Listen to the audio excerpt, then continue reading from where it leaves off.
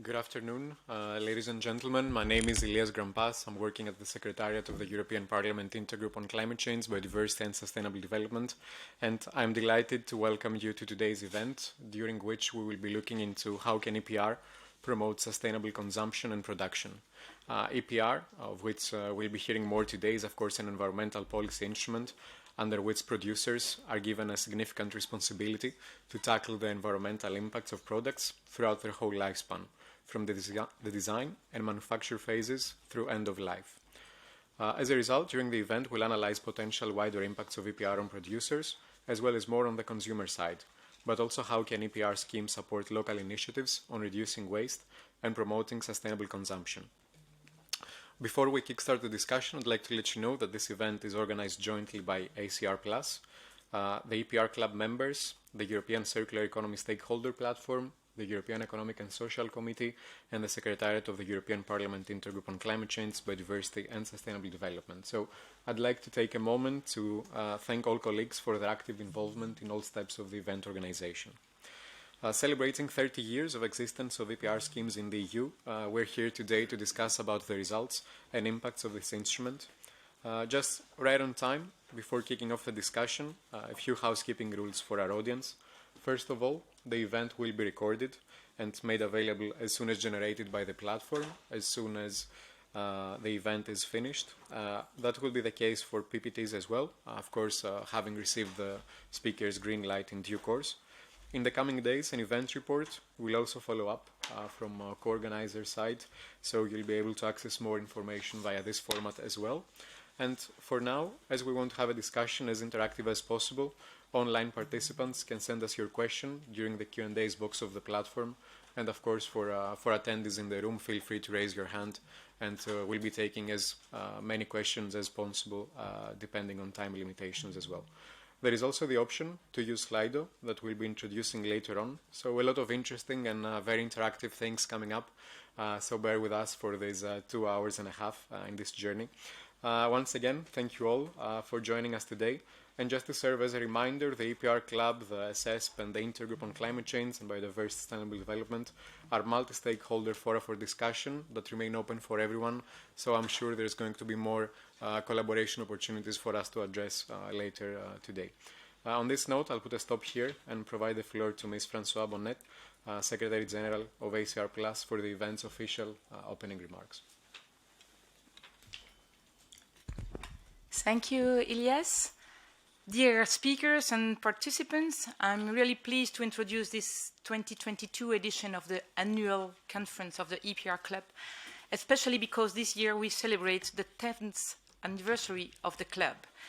The EPR Club was launched in June 2012 on the initiative of 5 ACR Plus members and with the patronage of the former Environmental Commissioner Janek Potočnik.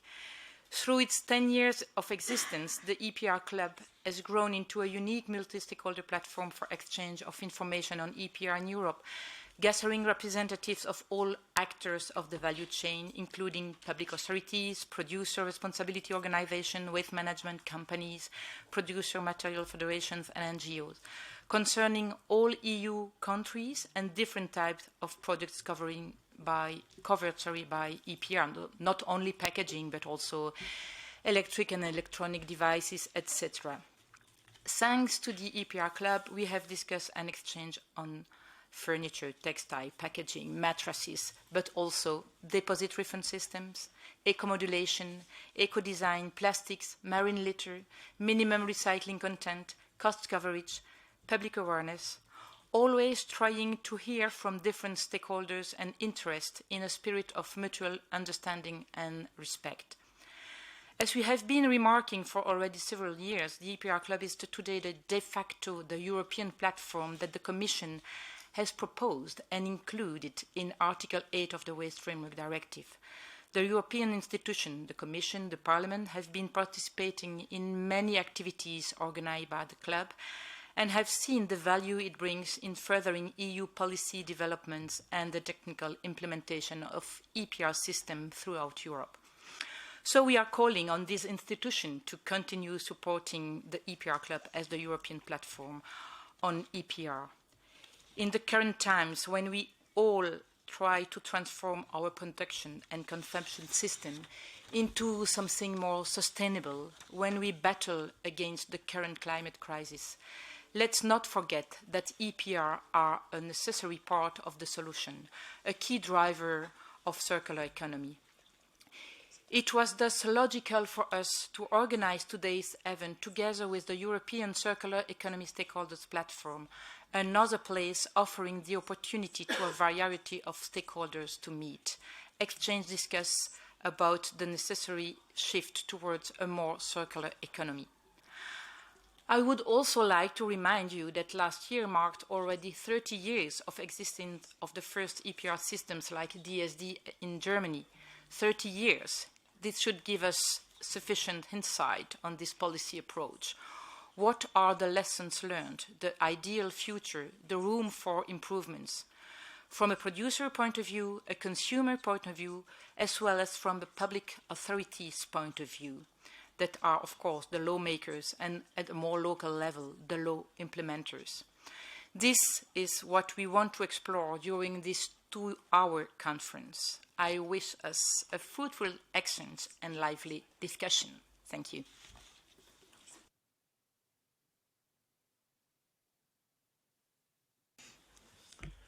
Thank you very much, Françoise, for setting the scene with regards to the importance of having this discussion today, but also the timely nature of that.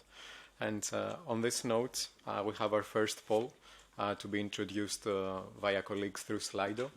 So you can use the password EPR for that, and you should have the QR code on your screens as we speak.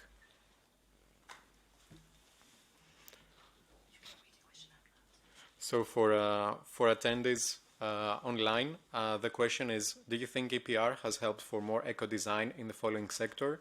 A, EEE, electrical and electronic equipment, B, packaging, and C, textiles. So with the code EPR, you can scan the QR and submit any question, any results there. All right. So we'll be able to come back to that later in the course of the event. For now, I'm very happy to provide the floor to Mr. Manuel Katrakis, who is the coordinator of the European Circular Economy Stakeholder Platform Leadership Group on economic incentives. So I think it's an intervention we're all very much been looking forward to. So Mr. Katrakis, the floor is yours. Yeah, thank you very much, Mr. Grampas. I'm very pleased and delighted to open open today's conference after the introductory speeches. I'm going to divide my intervention into two parts. The first one will be a short introduction about the work done by the European Circular Economy Stakeholder Platform Leadership Group on Economic Incentives, which gathers members that of SS, but also external stakeholders that have an interest in the work that has been done. A first report was issued on environmental taxation that has been made available, and we are going to continue the work that we have initiated a few weeks ago on EPR scheme. The role of the leadership group is to look at how economic incentives can basically drive the sustainability and drive the transformation towards more circular value chains. And the bottom line is always the same, is that if we look at today's economy, despite the leadership taken by the European Union, we still have a huge room to improve in terms of moving towards a more circular economy. And one of the key drivers to make that change happen are obviously economic incentives. Why? Because the so-called externalities that basically economic activities are bringing are not sufficiently internalized into prices. So basically, whether they are negative or positive, the market prices, the prices that consumers are going to pay when they buy products, wherever they buy them, in supermarkets, in small shops, are not sufficiently reflecting the environmental impacts of those economic activities. And here, for sure, the extended producer responsibility scheme has an even bigger role to play in making sure that those benefits or those positive environmental externalities of activities that are more sustainable are properly reflected. I'm going now to make a very short introduction to hopefully set the scene. if I want to move slide. Okay, so I'm going to indeed. I'm now going to speak rather on behalf of EURIC, which is the European Recycling Industry Confederation. We are the organization representing the recycling sector at European level. We cover very different streams. And I think it's important also to make the link with EPR because not all the streams, for good reasons, are covered by EPR. A number of them are, but not all of them, and I will get back to that later in my presentation on basically how EPR can play an important role in driving sustainability. But when you see today, we see that, for instance, e-waste, and Pascal Leroy will be speaking about that later, are covered by EPR. Batteries, and we look at the battery regulation, will also be covered by EPR. It's already the case, but there will be more requirements. Tires, it's very much depend on the member states, are to a certain extent covered by EPR, but with very different types of EPR, which also shows that when we look at EPR schemes, we don't look at only one type of scheme, we look at very different types of scheme across the EU, and which can have also and play a different role depending on the waste stream at stake. If we go to the next slide, as EURIC, we are members of different platforms. I think today's is really about the work that SSP is doing. SSP is doing a work that goes far beyond economic incentives, and a number of stakeholders that are members of SSP are also present in the room. We look at different issues, we look at different streams. There is a lot of work that has been done, for instance, on textiles. And so I really encourage any and each of you to look at the work that is being done by that platform, because that's really impressive. And there are a lot of events that are being organized or co-organized by that platform. If we go to my next slide, I want to be brief, but still try to explain a few things. If we focus, and I'm going to make the link between recycling and EPR, if you look at, for instance, the recycling industry's perspective, our job, if I may say, is to turn a waste into a raw material that can substitute extracted raw materials into production processes, and by doing so create value and as well save CO2, energy and resources. Now, if we look at the different key parameters or key drivers for our industry, one is obviously to make sure that we have access to waste, and here EPR have obviously a role to play. The other thing is to make sure that we are going to have a better internalization of the benefits that recycling brings within prices, so in terms of CO2, energy, and resource efficiency savings. And the third one is to make sure that we have end markets for what we recycle. And one key parameter here, and this is the link also with EPR and how EPR can improve sustainability, is product design. Up until now, barely products placed on the market have been designed by taking into consideration the end-of-life phase. Products that are placed on the market today, for most of them, are going to be designed, manufactured, and marketed by taking into consideration, first and foremost, consumers' desires, which obviously are very important, the features of the product themselves. And it's only very recently that we started to have products that are being designed to be more sustainable. That's something that across the life cycle, so from the design to the use phase and the end-of-life phase, looking at reuse, recycling, and the use of recycled materials. So now if we go to my last slide, yes, I will next slide, please. If we look at EPR, since I'm the opening speaker, EPR historically has been a tool to shift responsibility from the last owner of a product, so basically the consumer who is going to discard and turn a product into a waste, to the producers to make sure that someone is going to be accountable for the end-of-life phase of products. Point number two, which I think is also very important, is that very often policymakers think that EPR is a silver bullet. EPR is very important.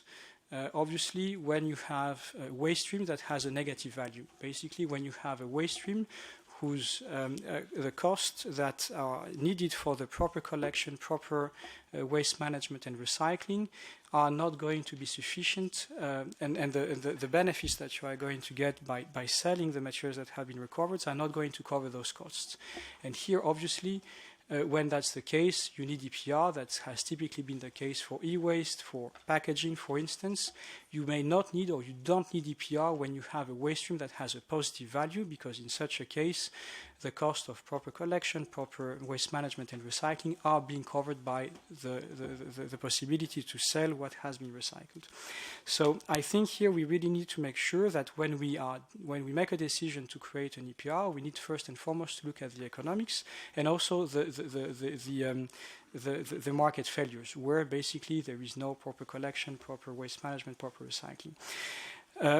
And here indeed for the waste streams where EPRs has been implemented, be it e-waste and others, here there has been an improvement in terms of, for instance, proper collection of those waste streams, and other speakers I think will say a bit more about that. Where I think EPR must today improve drastically is the connection between on one hand product designers, so the design phase and the end of life phase, and this is where I think we have a shared responsibility to make it happen via legislation, but also via better cooperation among the different actors of the chain, because as I said in my introduction, there is barely today sufficient connection between on one hand the very features of products that are being placed on the market and at the end of the pipe the ability for the materials that are being used in those products to be recycled. And one key policy tool to do that is the modulation of the fees. Today, when you buy a product that is subject to EPR, whether you see it or not, the producer are going to pay a contribution to the EPR being then in a position to carry out its mission, but that fee is not modulated based on the sustainability features of the product placed on the market. And this is where we have a huge room for improvement. I'm always taking the example of my phone. It's a phone that has been designed to be not only carry out the function of a phone and a smartphone, it has been designed to be easier to dismantle. It has recycled content. Recycled content played a huge role, a huge boost in terms of basically internalizing the environmental benefits of recycling into prices, because by having a minimum amount of demand at the end of the pipe, you also make sure that you decorrelate the prices between virgin materials and recycled materials. And all those positive features, unfortunately, today are not sufficiently or just start to be reflected into EPR.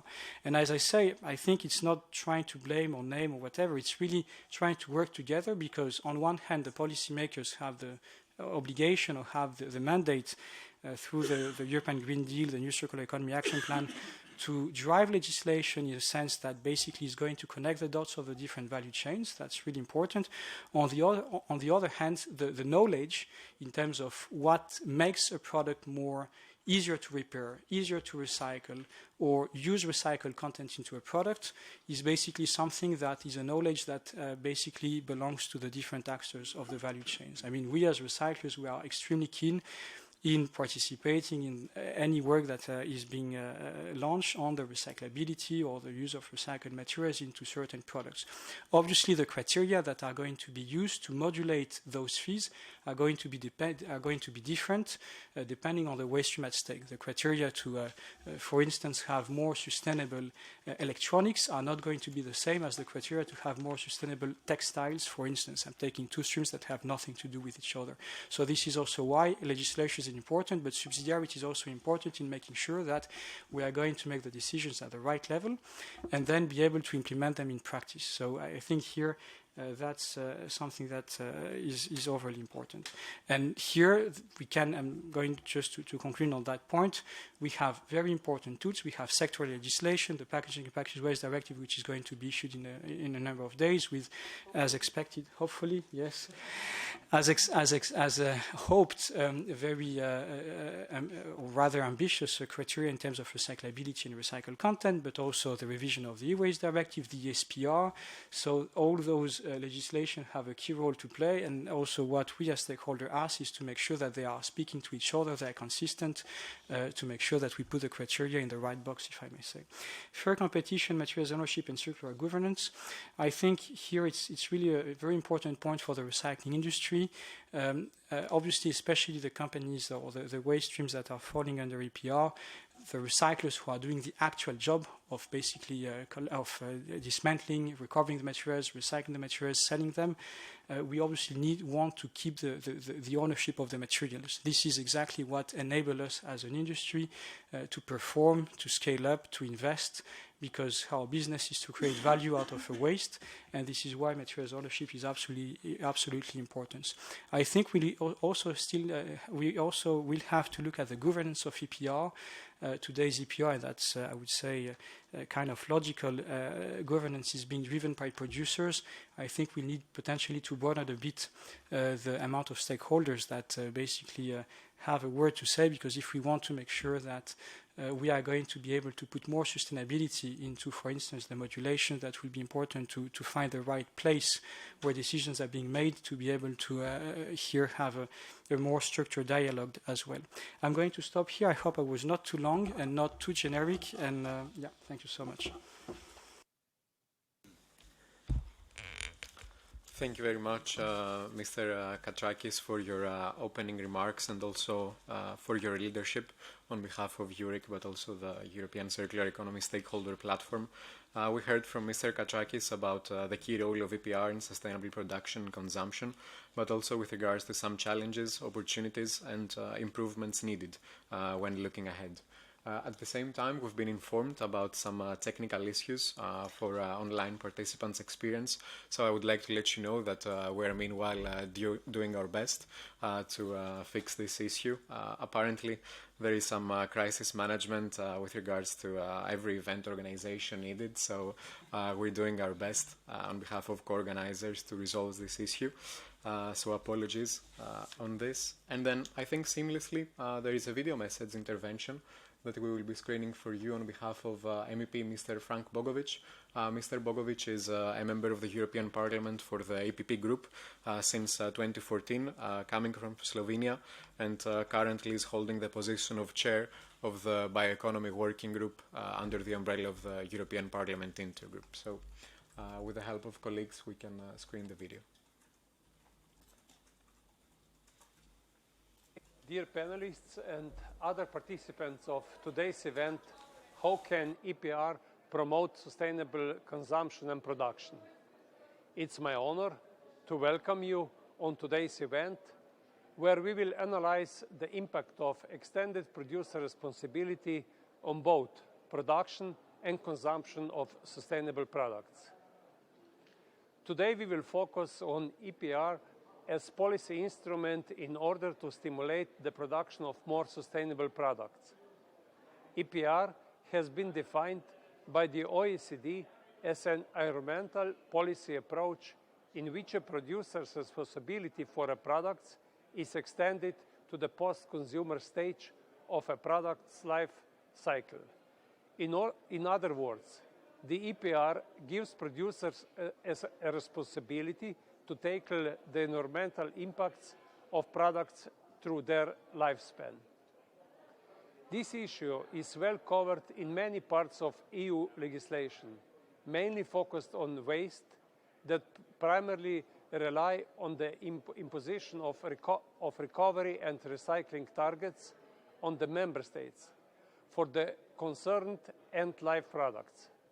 This legal framework provides member states with tools for efficient waste management and assures a framework for collective waste management system by the producers. If we look at the plastic, for example, the EPR requirements ensure the proper waste management of plastics and are expected to stimulate the production of more sustainable products. However, these regulatory instruments have had a limited impact in volume and scope, or both, especially when considering the exponential yearly increase in production and use of plastic and other materials, including the growing number of new materials used in products. Therefore, new initiatives and tools are needed for further promotion of the EPR schemes, both the producers and consumers. I am confident that during the event today, you will be able to identify many useful tools, as well as potential regulatory measures that would promote wider impact of the EPR on producers and consumers, such as eco-design and new business models, as well as use the EPR as an instrument for waste reduction of sustainable consumption. I wish you a plenty and fruitful discussion.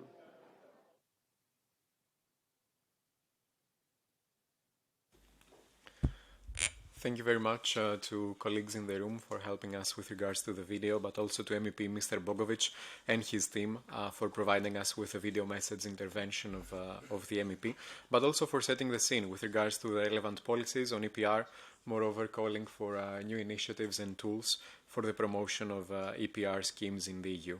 And on this note, our next speaker is Mr. Kilian Lohan, Vice President at the ESC and inter alia the inaugural chair of the European Circular Economy Stakeholder Platform and CEO of an Irish NGO, the Green Economy Foundation. So, Mr. Lohan, very happy that you're with us, and the floor is yours. Thank you very much for the introduction, and I'd like to first of all thank the organisers for having me here. I hope I'm not a token EESC member to justify us using the room. I hope I can justify my my presence a little bit. As Ilias said, I'm currently the Vice President of the EESC, one of two Vice Presidents, but more importantly, I've been involved with the circular economy file since 2015. And before I start my presentation, I would like to share a few words with you about the platform that we mentioned, the European Circular Economy Stakeholder Platform, which I'd helped to establish we proposed it in 2016 and it was established in 2017 as a joint project between the EESC and the European Commission. And the idea of it was to recognise the importance of collaboration and putting the stakeholders and the actors on the ground together and at the heart of the decision making on as circular economy policies developed. And it's ideally a European one-stop shop for circular economy, for gathering information, for identifying gaps and for sharing knowledge and understanding as we all try and work together to make this transition. And it's very much driven by the coordination group. Indeed, today's event is an outcome of great collaboration between the CG members from ACR Plus, part of the leadership group on cities and regions, and EURIC, part of the leadership group on economic incentives, as you've heard. And for our part at the EESC, our role is to advise the Council, the Commission and the Parliament on legislative proposals and to represent the voices of social partners and civil society organisations in that. And so in that capacity, I'd like to share with you some specific content that we have agreed here through our internal processes and shared with the other institutions. Specifically on today's topic, of course, the extended producer responsibility. And I think maybe the most important thing to say, first of all, is in our response to the new Circular Economy Action Plan, we had emphasised that close partnerships between the private sector and local authorities is essential. And I think we practice what we preach in that space by trying to encourage those partnerships. And it's particularly important to ensure that producers have a say in the recycling and in the take-back systems. And with that, I'd reference specifically the textile strategy. And in our work in relation to that, we welcomed the proposal to develop harmonised rules for EU EPR in terms of textiles, but also, I mean, because of the obvious importance of that to make reuse and recycling of textile waste more viable and diverting it away from landfill and incineration. But importantly, we emphasise the introduction of such a scheme must be accompanied by the creation of sufficient collection points in all regions. We know that that has been a barrier and that that's going to be a very important element facilitating collection in every area of the EU. Now, I'd also like to say that when in our response to the Sustainable Products Initiative, including the Eco-Design Directive, there we had emphasised the need for producers to develop business models where leasing and selling goods as services became a standard practice and where costs for that were internalised. And we also believe that the EPR schemes should be mandatory for adoption by all member states. But we acknowledge that this requires better clarification about the roles and liabilities of the various stakeholders along the line. We also state that manufacturers should be obliged to communicate the expected lifetime of their products. But in that sense, we did welcome the Sustainable Products Initiative and the publication of that. And then also in relation to the an INT opinion that we did on empowering the consumer for the green transition and looking at important areas there, we recognise that EPR can be an important tool for creating jobs, for involving social economy enterprises in particular, but importantly there's a role for training and for upskilling and for development. And that should be encouraged, as it's going to be essential in terms of developing repairing, which could be a major source of jobs and across the continent, and also a critical factor in reducing our dependency on raw materials. So very finally, for my intervention, I mean, I think we recognise that the EPR landscape is quite fragmented across Europe at the moment, but that the important thing for us to drive is to include a variety of stakeholders via multi-stakeholder dialogues and platforms, such as the circular economy stakeholder platform, such as the EPR club, and that this really space for collective discussion and sharing knowledge is going to be key in order to ensure that we shape the correct solutions and that we're able to implement EPR initiatives. Thank you.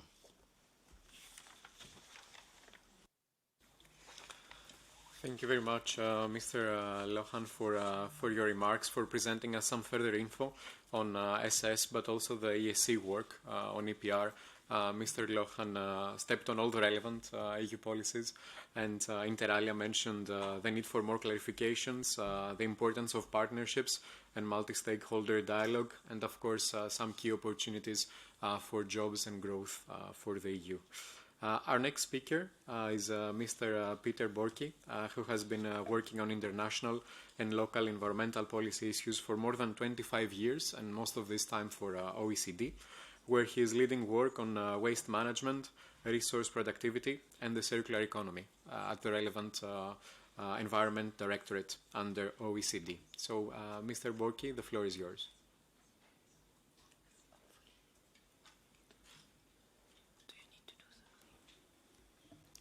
Mr. Borky, your microphone is open. Please press the speak button to activate it.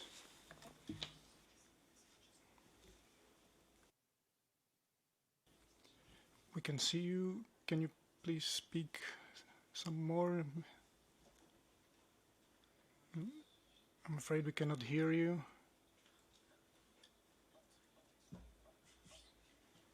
I'm sorry, we cannot hear you.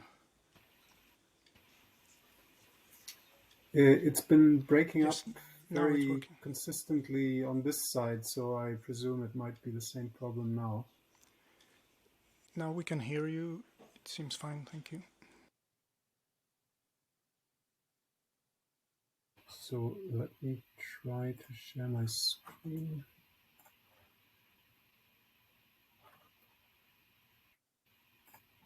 All right. If you wish, I can share the slides for you. Can you see the slides now? Yes, we can. Thank you. Okay, excellent.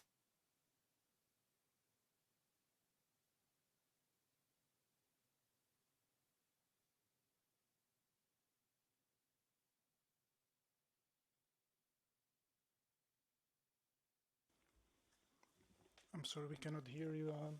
I'm appealing to the technicians. We were informed that there are some IT issues. We cannot hear you in the room, unfortunately.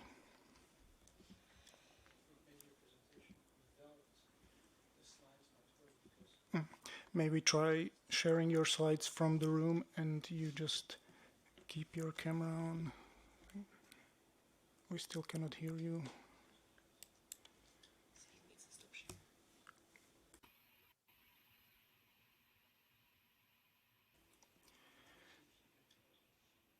Could you please stop? Should- Yes.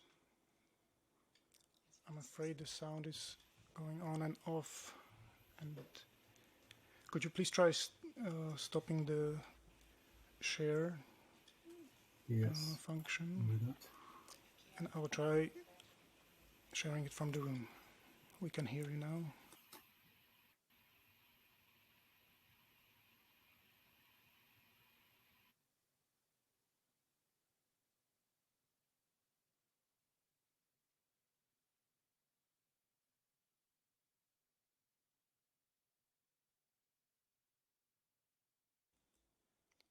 I'm afraid we cannot hear you. Our apologies for these technical issues.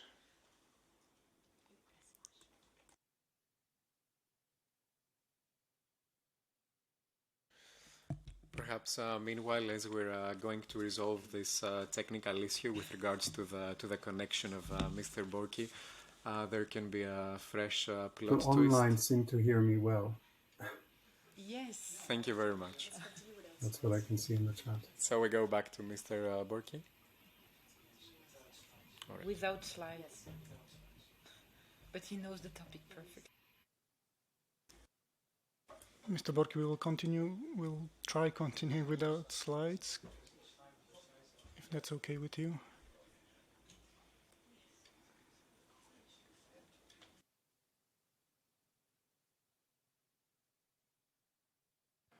Mr. Chair, we have some serious network issues.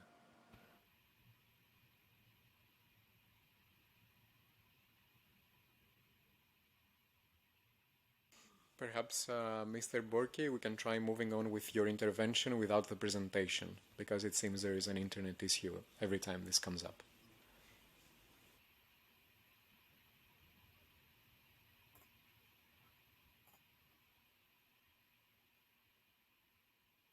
Okay, I did now select floor.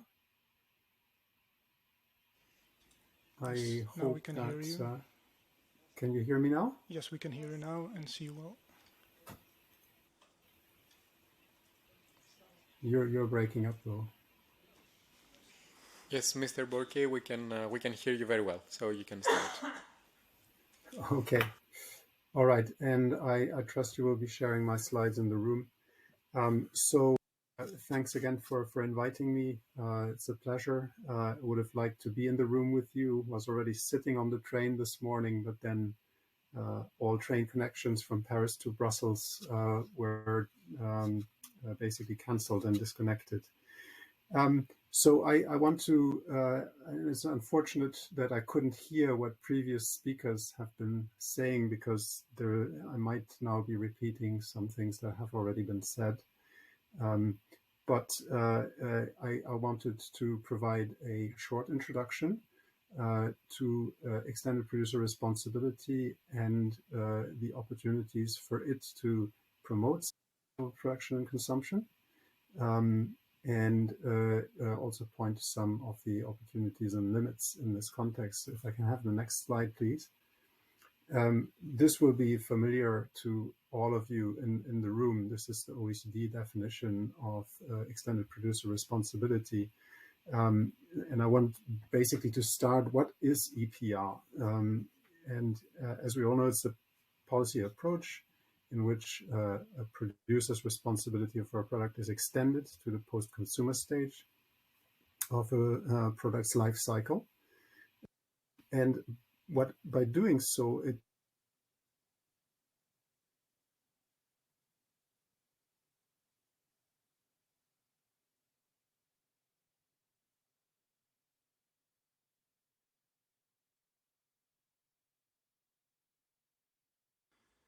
Mr. Borky, unfortunately, we cannot hear you anymore. This is due to IT issues on our side. We are sincerely apologizing for this.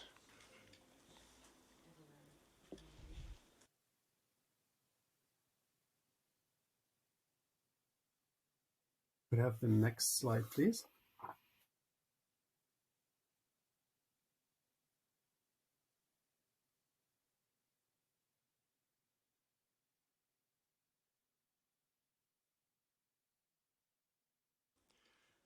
The good point is Yeah, all the participants online can hear. So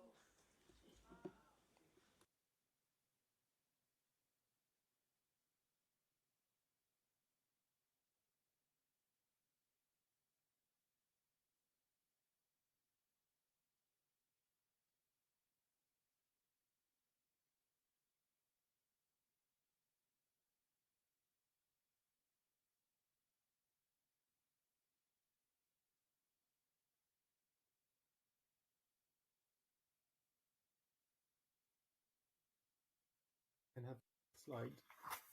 EPR has been so successful that it is now being considered for a number of new product groups.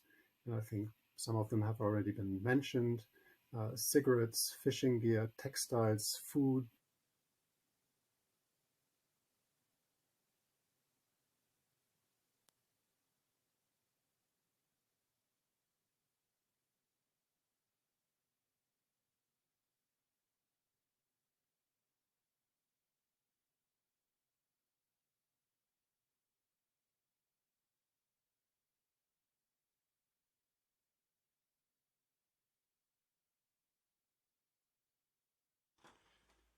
Recycled content, for instance.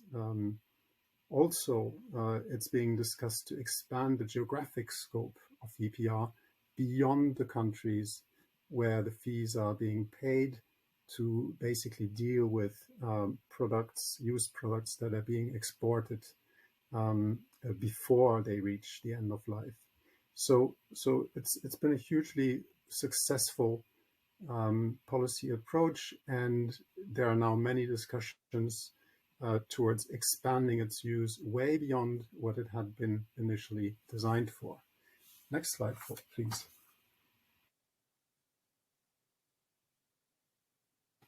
About the effectiveness of EPR and what it's really achieved so far.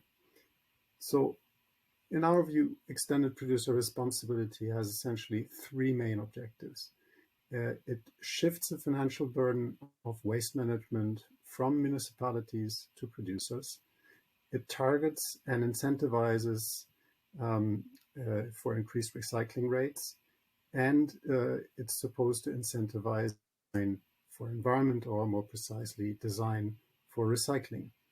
And while EPR has definitely been very successful, and I think there's no doubt about that, in achieving the first two objectives.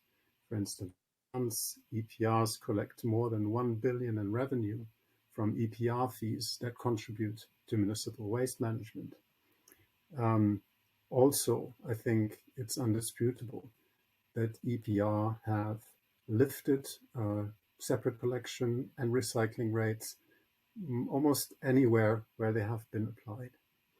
But it's the third objective, and this is really the one where EPR was meant to influence the way that producers behave and that they design their products. This is, I think, where empirical evidence is weakest as to an effect. This is essentially, and if I can have the next slide, please. The reason for this is that to achieve economies of scale, extended producer responsibility systems have been implemented through collective producer responsibility and the establishment of producer responsibility organizations. And this, of course, has diminished incentives to better design products at the firm level. That is one weakness that has been recognized widely, I think, now. And this has motivated the introduction of modulated fees. We have a recent OECD report that discusses fee modulation. I think previous speakers have already mentioned these developments as well.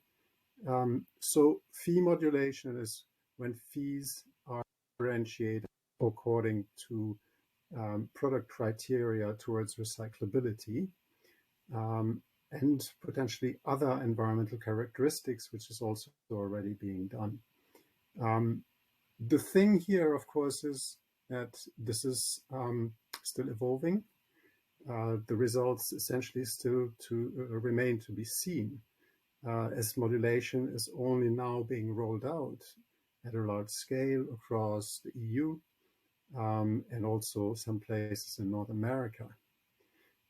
Early experience from France and Italy, where fee modulation has been implemented for packaging and some other product groups for a number of years, seems to indicate that the approach can be effective, but a lack of quantitative data to really ascertain that, at least according to what we know.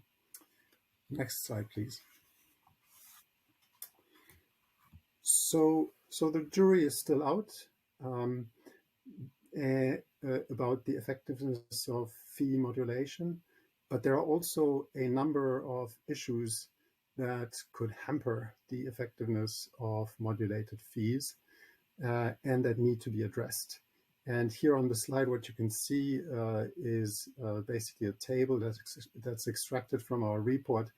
I want to go through all of these, but just focus on three of the issues that we identified.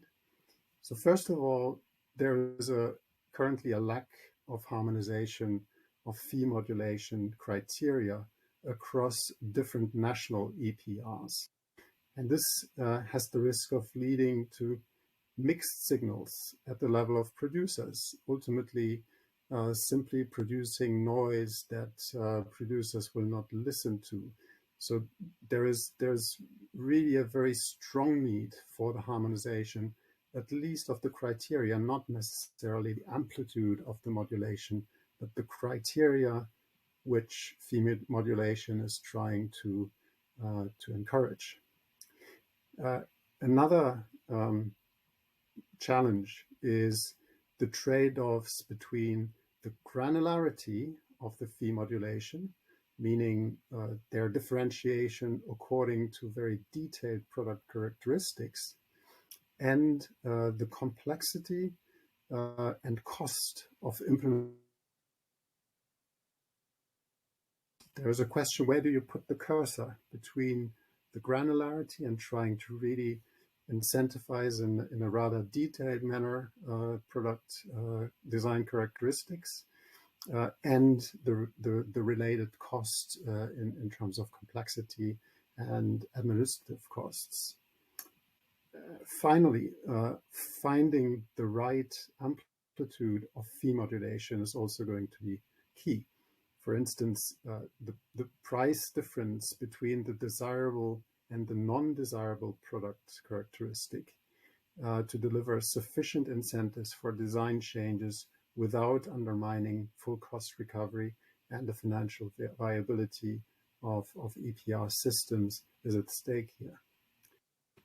So some of these challenges, and I will not go into the others here, may prove to be hard to overcome.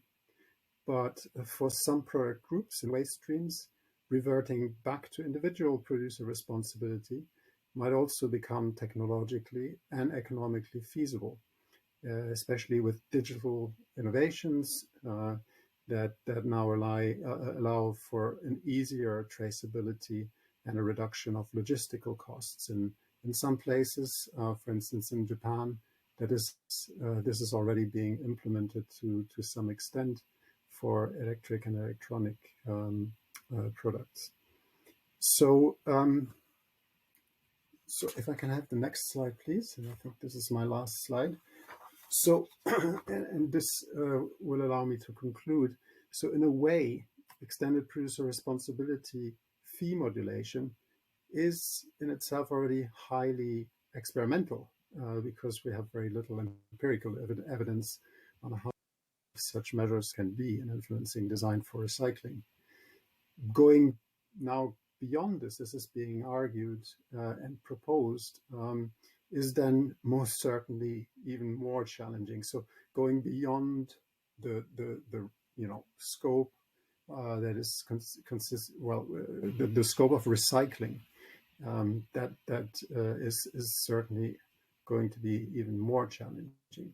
So, for instance, using EPR to incentivize reuse, repair, and other new delivery models, it's certainly worth exploring, but it will be, the threshold will be high. Certainly on the positive side, the simple fact that a price is put on end-of-life costs is helpful already to make reuse and repair more attractive, but probably not sufficient in most cases. Also, in some countries, these objectives are already built into EPR systems, but often in a soft form, such as through a fund that supports these activities. And some results are becoming apparent, but they are really sort of more marginal efforts at this stage. I can see a number of limitations why EPR might be difficult to use to incentivize reuse and repair. The main ones being a lack of economic incentives and resistance to structural change. Just take the example of beverage packaging. Reused packaging is more costly, limits marketing opportunities, reduces scale due to more local production, and requires restructuring the industry to become viable. So using EPR to support reuse is also a bit like the tail wagging the dog. For packaging, the amplitude of fee modulation is usually limited by the cost of packaging.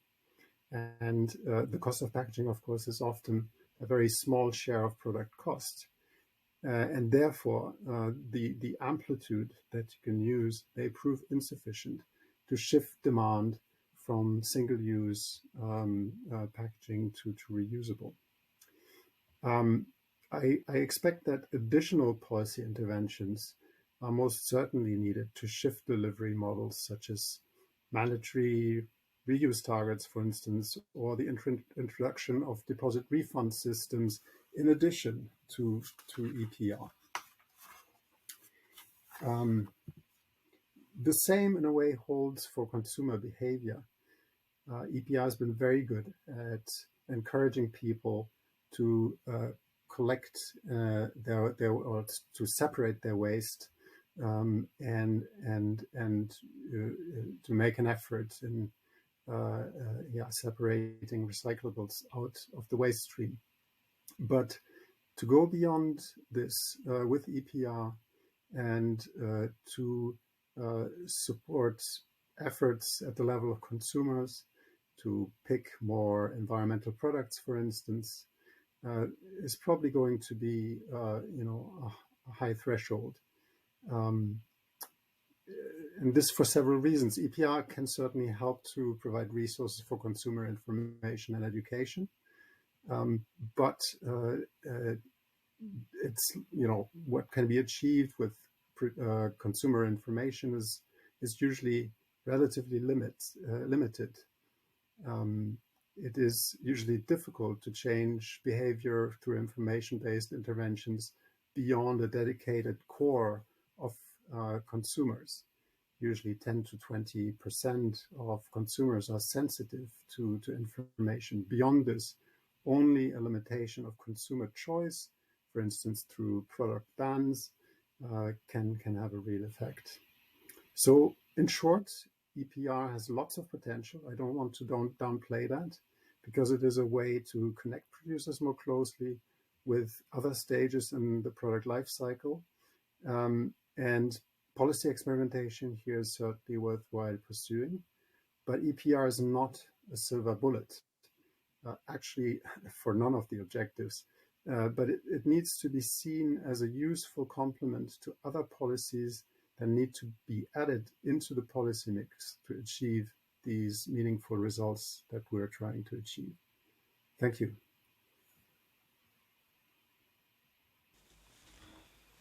Thank you very much, Mr. Borky, for joining us against all odds online. I'm saying that because we've been experiencing some Wi-Fi issues in the room, at least in the beginning of your intervention. So once again, apologies. Well, there is some things we can control, and there is some things that we're doing our best to manage. So thanks once again to colleagues in the room for their active support. I'm very happy though, because I think all messages came across very well.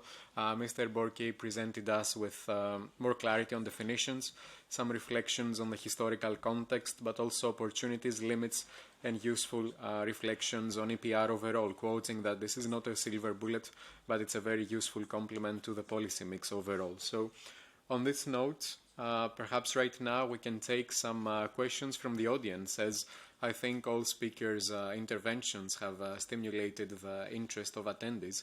Well, there is one question that I'm going to read out loud. This is on the positive effects of EPR on the consumers and what is missing or should be improved. But I guess since this is the topic exactly of our second panel, maybe we can leave it for our excellent set of speakers to address later in the course of this event. So just another question that I see has received 3 thumbs up as well is on how can we ensure more harmonization across the EU when it comes to EPR rules, common metrics, reporting database, etc.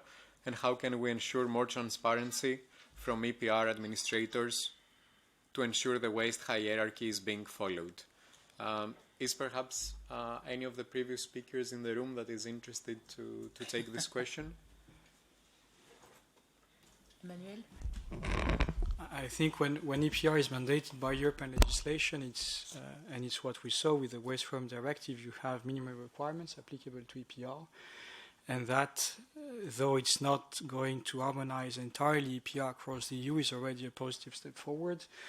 When we look then at the topic of today's, which is how EPR can drive sustainability when you want, and I think what Peter Borke said was extremely important, especially producers, they are going to market products not in one member state but across the entire EU. So when you want to modulate the fees to have an impact on the sustainability features of the products that you are going to market, it's absolutely essential to make sure that those characteristics are being set in an objective manner. So basically we're going to look in practice, what are the recyclability features of a given product to make sure, and based on the use of materials but also the best available techniques used at the time where the products are placed on the market for waste management and recycling, and that those features must be common as much as possible across member states. I mean, otherwise we are going to end up with the recyclability criteria that are going to be different in France, Italy, Germany,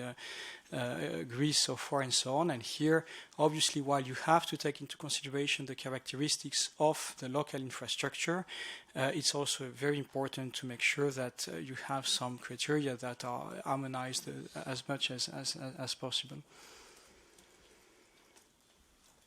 And yeah. Thank you very much, Mr. Katrakis. Is there perhaps any other speaker that would like to come in on this point? Maybe I'll be answering later on. Well, this is something that we can also come up to. Yes, Mr. Borke, we just noticed you have raised your hand electronically, so the floor is yours. Yes, thank you. I'd just like to make a quick addition to what Mr. Katrakis said. So I completely agree, and this was one of the messages in my presentation, that harmonization of the modulation criteria will be really key. And indeed, in some cases, and probably this might be the case for packaging, the EU level is going to be the appropriate level. But let's just think of electric and electronic goods, say an iPhone, or a smartphone more generally. Their global value chains. Value chains are global, and products are designed for global markets. And I think it really depends which product group you're looking at, which the relevant level of coordination will be. In some cases, it is the EU. In some cases, it might be the G20 or the G7, or some other international body. So I think you really have to look at the product group that you're considering, and that's going to be very important. Thank you. A very last point, what is also absolutely essential when we speak about modulation is that modulation must have an impact on price to drive consumer change. If you don't have an impact on price and your super sustainable products has a price difference which is close to zero, obviously you are not going to change consumer patterns. So beyond the criteria that have to have, you must take into consideration the intrinsic properties of what you place on the market and the local infrastructure, but you also need to make sure that the price incentive is going to be there. Otherwise, you are not going to drive change. Yeah, if I may, I agree on this, and I think it's important to really make a distinction between the product we want to tackle with the system, and especially when it is a single-use or usual single-use item or a long-last item. I think that the approach will certainly be different in terms of fee modulation and other criteria to distinguish the best and less good products.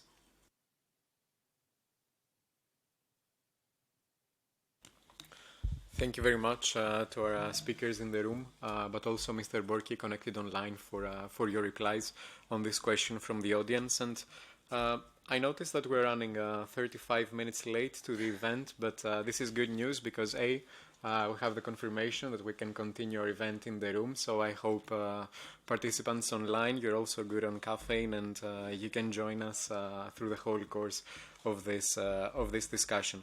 Just a quick update for speakers to follow that we'll be making sure to sharing your slides from our end, just to try to avoid any internet connection issues there.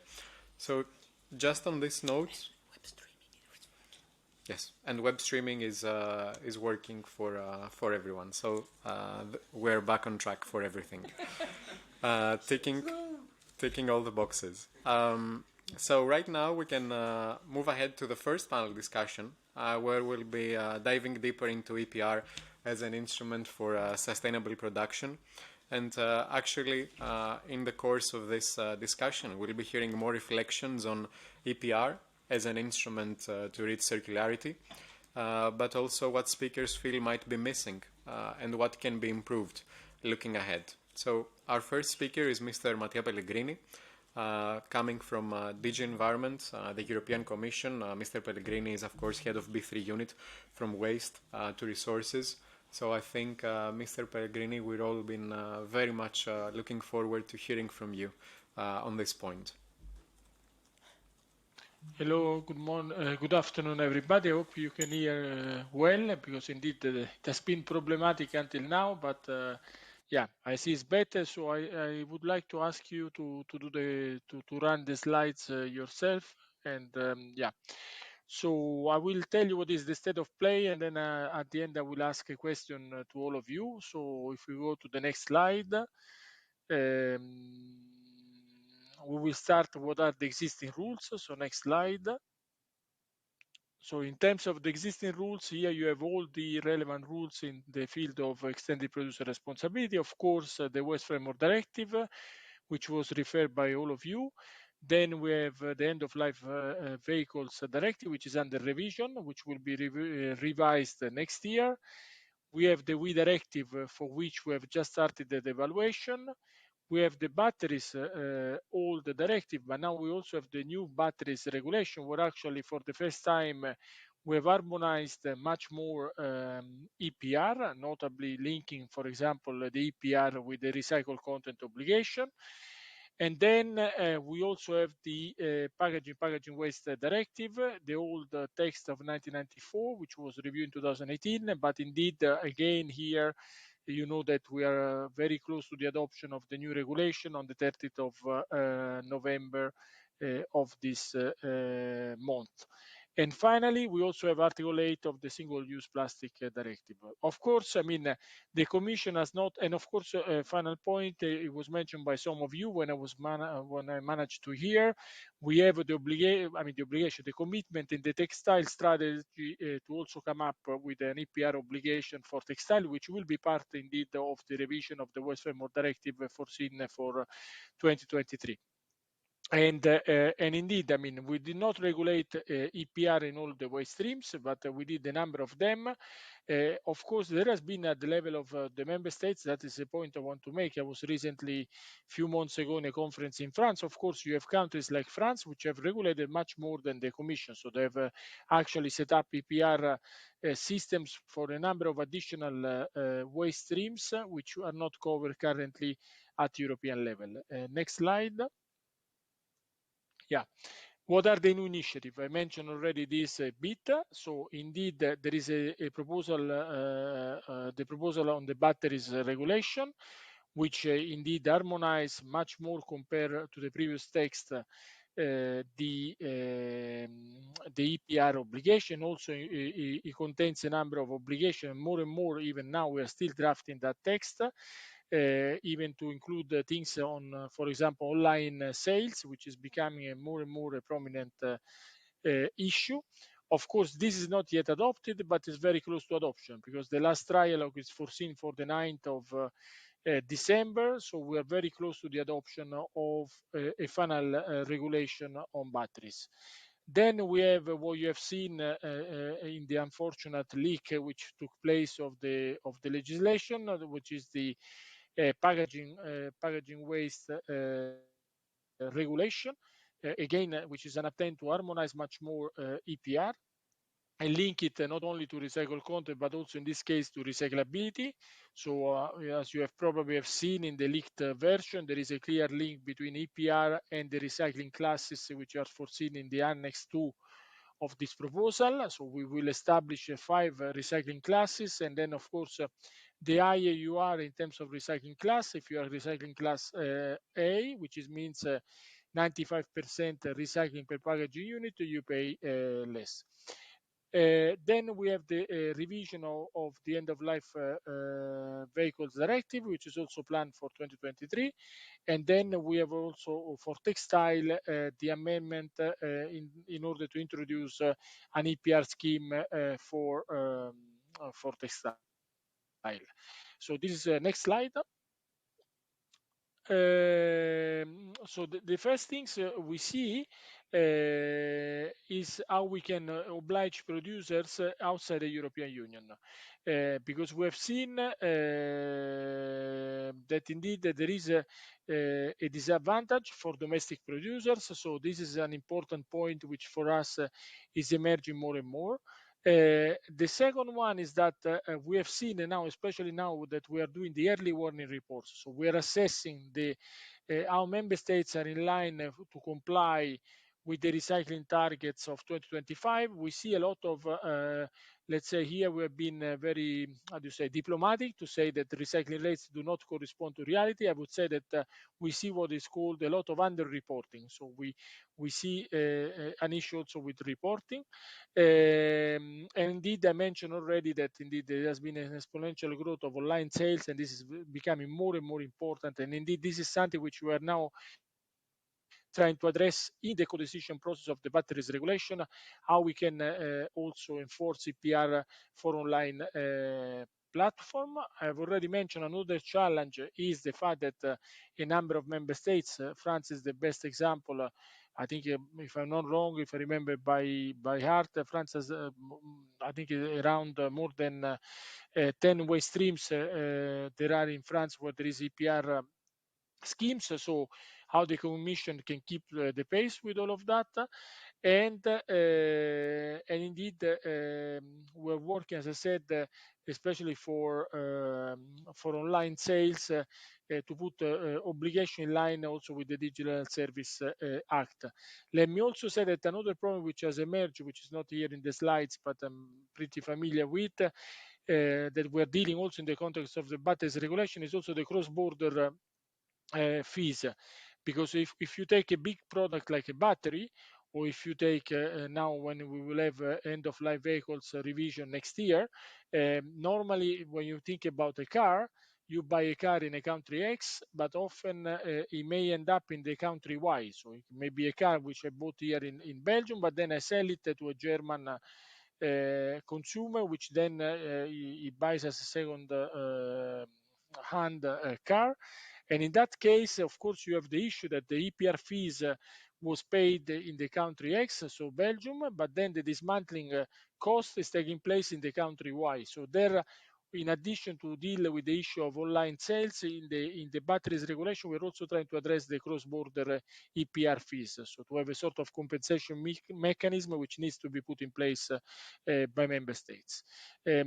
We are also considering to introduce that type of provision in the packaging waste regulation, especially you would say that packaging does not travel a lot, but indeed plastics could travel a lot once we have once chemical recycling will be in place in Europe.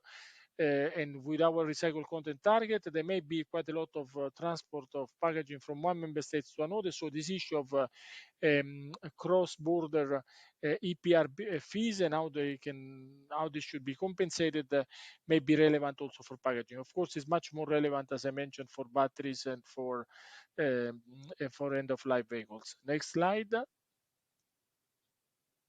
Yeah, so I already mentioned, indeed, I anticipated the second one, the cross-border. Indeed, they will. You were talking about cooperation between economic operators and the entire product chain. Of course, here it will be even more needed because indeed products may end up in another member states. So there we are trying to build this. And of course, as you have seen in batteries, we have put forward this idea of a register. And indeed, this is also a way to, and both the register and also the digital product passport, both of them are also in the batteries proposals, are concrete ways to facilitate this traceability of the products. Next slide. Yeah, what we see is also indeed the EPR extension to additional sectors. And indeed, for us, the next, let's say, extension will be textile with an amendment of the Waste Framework Directive. As you know, this was already announced in the Green Deal, in the Circular Economy Action Plan, but more recently, as I mentioned, in the textile strategy. So my question to all of you is twofold. First of all, what are, in your views, the categories, the product categories where the Commission should set up EPR schemes? And more importantly, what should be especially the categories where we could have EPR in relation to the upcoming Critical Raw Materials Act, where indeed collection of valuable materials can play a role. Here I will give you an example of what we are thinking about. Take the example of wind turbines. Wind turbines are not covered, of course, by the WE directive. Why they're not covered? Because the WE directive is about consumer goods, consumer electronics.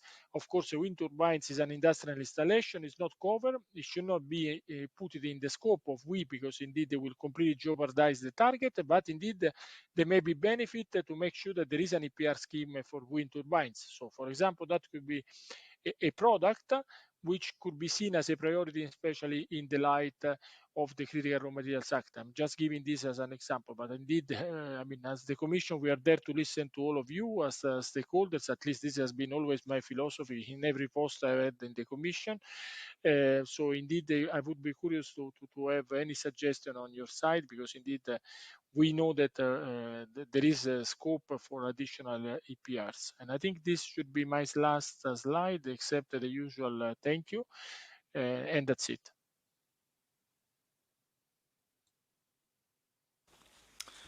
Thank you very much, Mr. Pellegrini, as I'm noticing a lot of nods from attendees on site, but also massive typing and note-taking in the room. So thank you very much for such an insightful presentation. Of course, Mr. Pellegrini shed some light on the current state of play, including underlining existing rules and new initiatives of the Commission, but also touching upon trending questions with regards to online sales, cross-border EPR, and the case of textiles in the broader picture of EPR schemes expansion to additional sectors. Perhaps we can step on the question posed by Mr. Pellegrini, and I don't know if any of the speakers is interested to come in on which other product categories should be new opportunities for EPR, also in relation to critical raw materials. This is again an open question for speakers in the room and online, of course.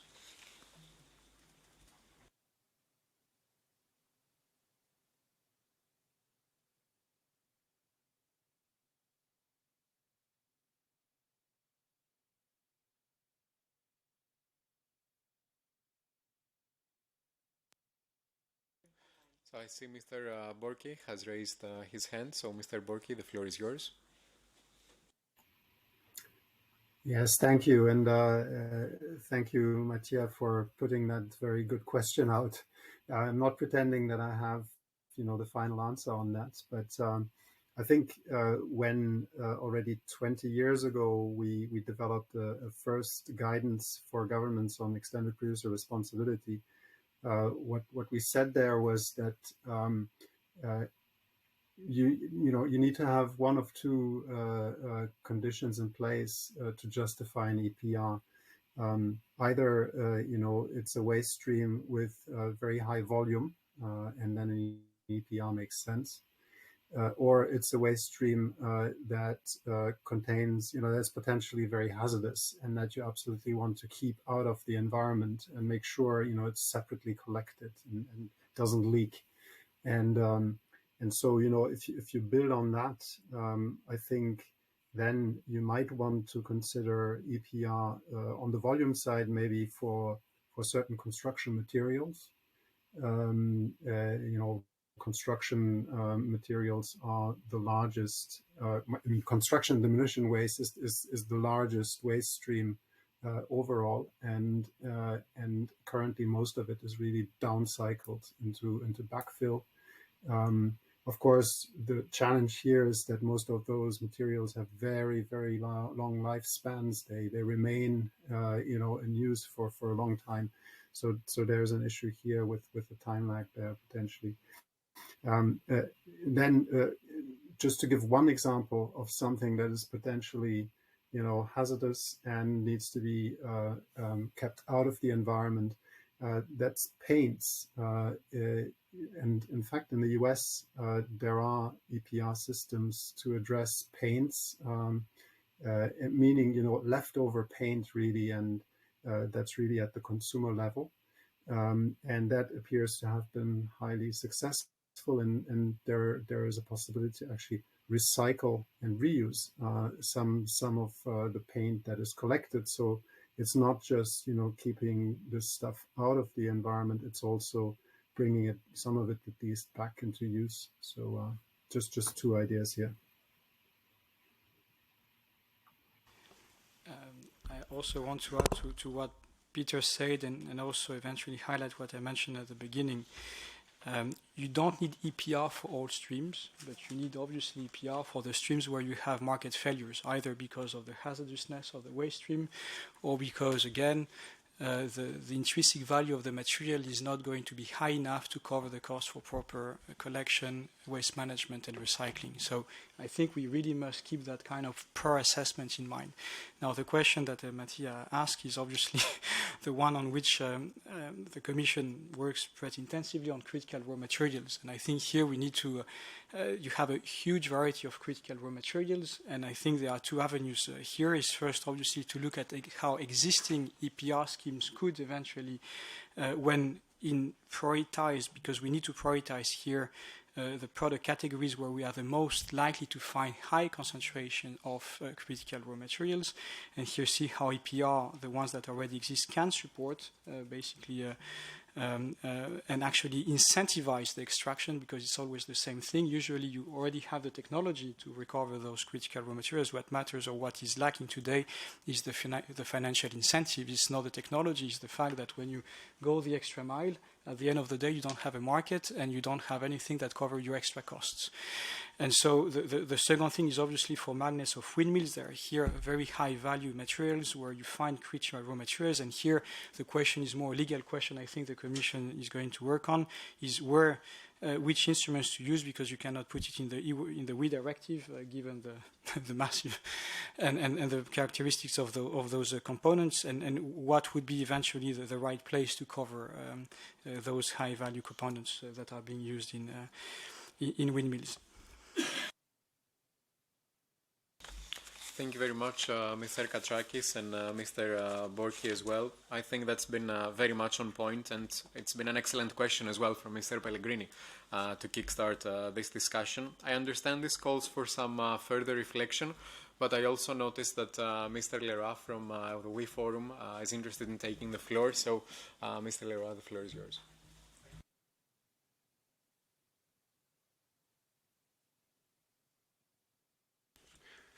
Thank you for giving me the floor. I think Emmanuel used the term market failure, and it's exactly the term I had written down on my piece of paper.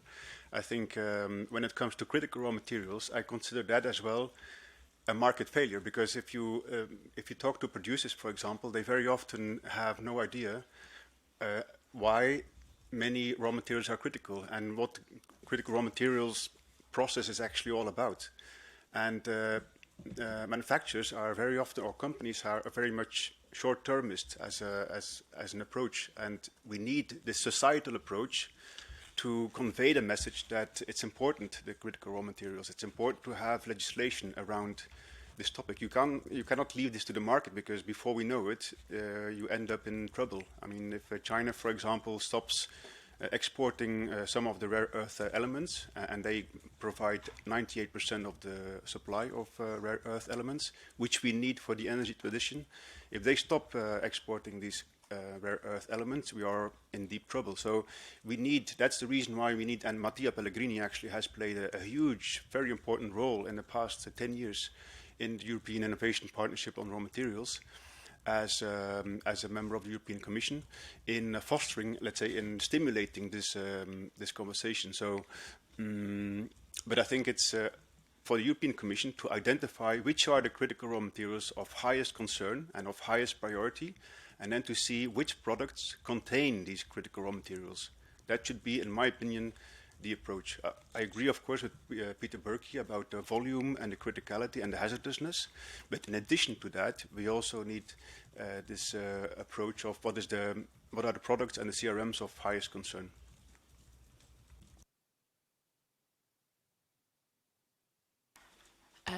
I would like just to add regarding the volume criteria and so the demolition and construction waste. I had the chance to discuss with some actors in France where they are implementing a new EPR system on this waste stream, and it's quite struggling and difficult for them. One of the stakeholders told me that with the material they collect, they are concerned by 7 EPR systems in France. So we need to take it, to bear it in mind that it just not have to complicate everything. EPR is, I mean, I'm a strong defender of this instrument, but it has to be well thought for each product, waste stream, and also in terms of how to construct the system. We maybe not need to have the same rules for the same all the products. So regarding demolition and construction waste, I'm curious to see and to have some feedbacks from the new system in France before maybe expanding it everywhere.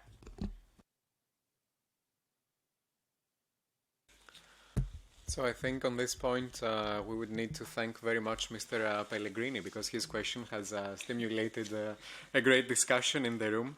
Perhaps we can also give the floor back to Mr. Pascal Leroy for his point of view as well concerning EPR as an instrument for sustainable production overall and reaching circularity. Mr. Leroy is the Director General, of course, of the WE Forum, which is the world's largest multinational center of competence as regards operational know-how concerning the management of waste, electrical and electronic equipment. And specifically, it would be very interesting also to hear from you what you feel might be missing and what can be improved concerning EPR and looking ahead into the future. Okay, thank you very much. When describing what the WE Forum is, I saw it's actually a bit of a mouthful. So let me just, in a nutshell, say what we do. We are a membership association, and we speak for producer responsibility organizations. And these PROs, producer responsibility organizations, are mandated by producers, and specifically on WEEE, waste, electrical and electronic equipment. And we were set up 20 years ago. We are celebrating our 20th anniversary this year, and we were set up around the same time of the first WE legislation in Europe, the WE Directive in 2002. And we are not-for-profit, and our members are not-for-profit as well, and we are also represented in all the continents. So we also have members in North America, South America, Africa, Asia, and Oceania. And And so extended producer responsibility is, let's say, our bread and butter. So my members have been implementing that principle for 20 years now, some of them more than 20 years. So there's an extensive knowledge around how to implement EPR in practice, what works, what doesn't work, what are the barriers, what are the opportunities. And before I embark on what is our vision on extended producer responsibility, perhaps for some of you that are less familiar with the e-waste value stream, e-waste is specific, and it was mentioned by some previous speakers, e-waste is specific in the sense that most products are hazardous, but at the same time valuable. And so that's the reason why, as the previous speaker was saying, that's exactly the reason why you need an EPR scheme, because no one is going to voluntarily take care of a product that is hazardous and that gives rise to costs. But at the same time, as I said, many products are also valuable, and that's the reason why it's arguable, you can argue, has the EPR system been effective or not in the past 20 years? Because, for example, we have commissioned research 2 years ago by United Nations Institute for Training and Research, UNITAR, and the conclusion of that research was that only 55% of the e-waste that arises in a market, only 55% of that e-waste is actually collected and properly treated and properly recycled. So 45% of the e-waste stream is we have no idea what exactly happens. So it's unaccounted for, as they say. It's unidentified. And part of that stream is illegal shipments to poor countries or is dumped in nature, what have you. But still, 55% is a huge compared to the rest of the world. So we are involved in the exercise to estimate or to calculate the formal collection in the rest of the world. And on average, it's only 17% that is properly recycled or reported as properly recycled in the world of e-waste, so e-waste arising.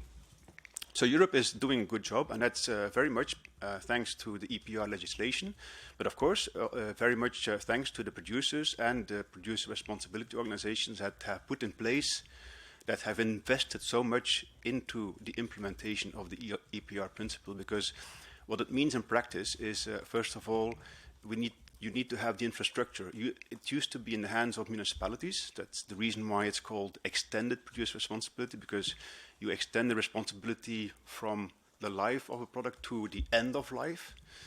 And therefore, it's a shift, in most cases, from municipalities to producers. And so EPR means that you need an extensive network of collection points. Very often it concerns also retailers, where you can bring back your end-of-life products. It also involves awareness campaigns. My members spend huge amounts of money in raising awareness, but it was also Peter Burke who mentioned in his intervention that it's not entirely clear what the effectiveness is of consumer campaigns. In my opinion, this deserves much more research, how we can stimulate how we can encourage consumers to return their products. So what are the incentives that they call it in the literature, the nudging. How can we nudge consumers to bring back end-of-life electricals? And that's really, in my opinion, an under-researched topic. I would call on the European Commission to provide more funds for that, because most of the funds have gone towards recycling technologies. How can we, develop better recycling technologies? But in my opinion, not enough. As to, for example, the hoarding issue is an extremely problematic issue for the e-waste. We were hosting the e-waste day, 14th of October, and the example we gave was the smartphones. Most people just hoard smartphones, and also many other electricals. It's also concerning, for example, cables and plugs, or like hair dryers and so on. So when an appliance breaks down, you do not automatically bring it to a collection point. You just keep it in your drawers or in a box on the attic.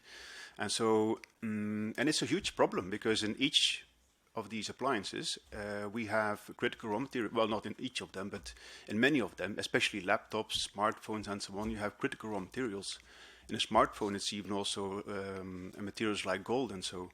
And but so very often also rare earth elements. So neodymium, praseodymium, and so on. These are the typical rare earth elements and critical raw materials that are sitting in the products. And if people do not return their products to a collection point for proper recycling, you basically do not have access to these materials. They are sitting in a product and you don't have access to them.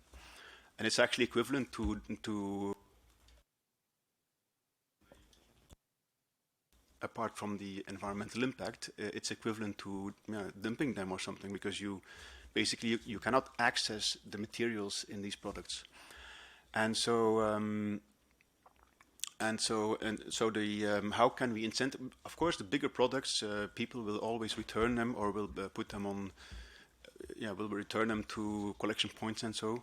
But it's specifically the smaller products, and the European Commission is aware of this issue, and has commissioned studies on how can we improve the collection of especially small electrical appliances.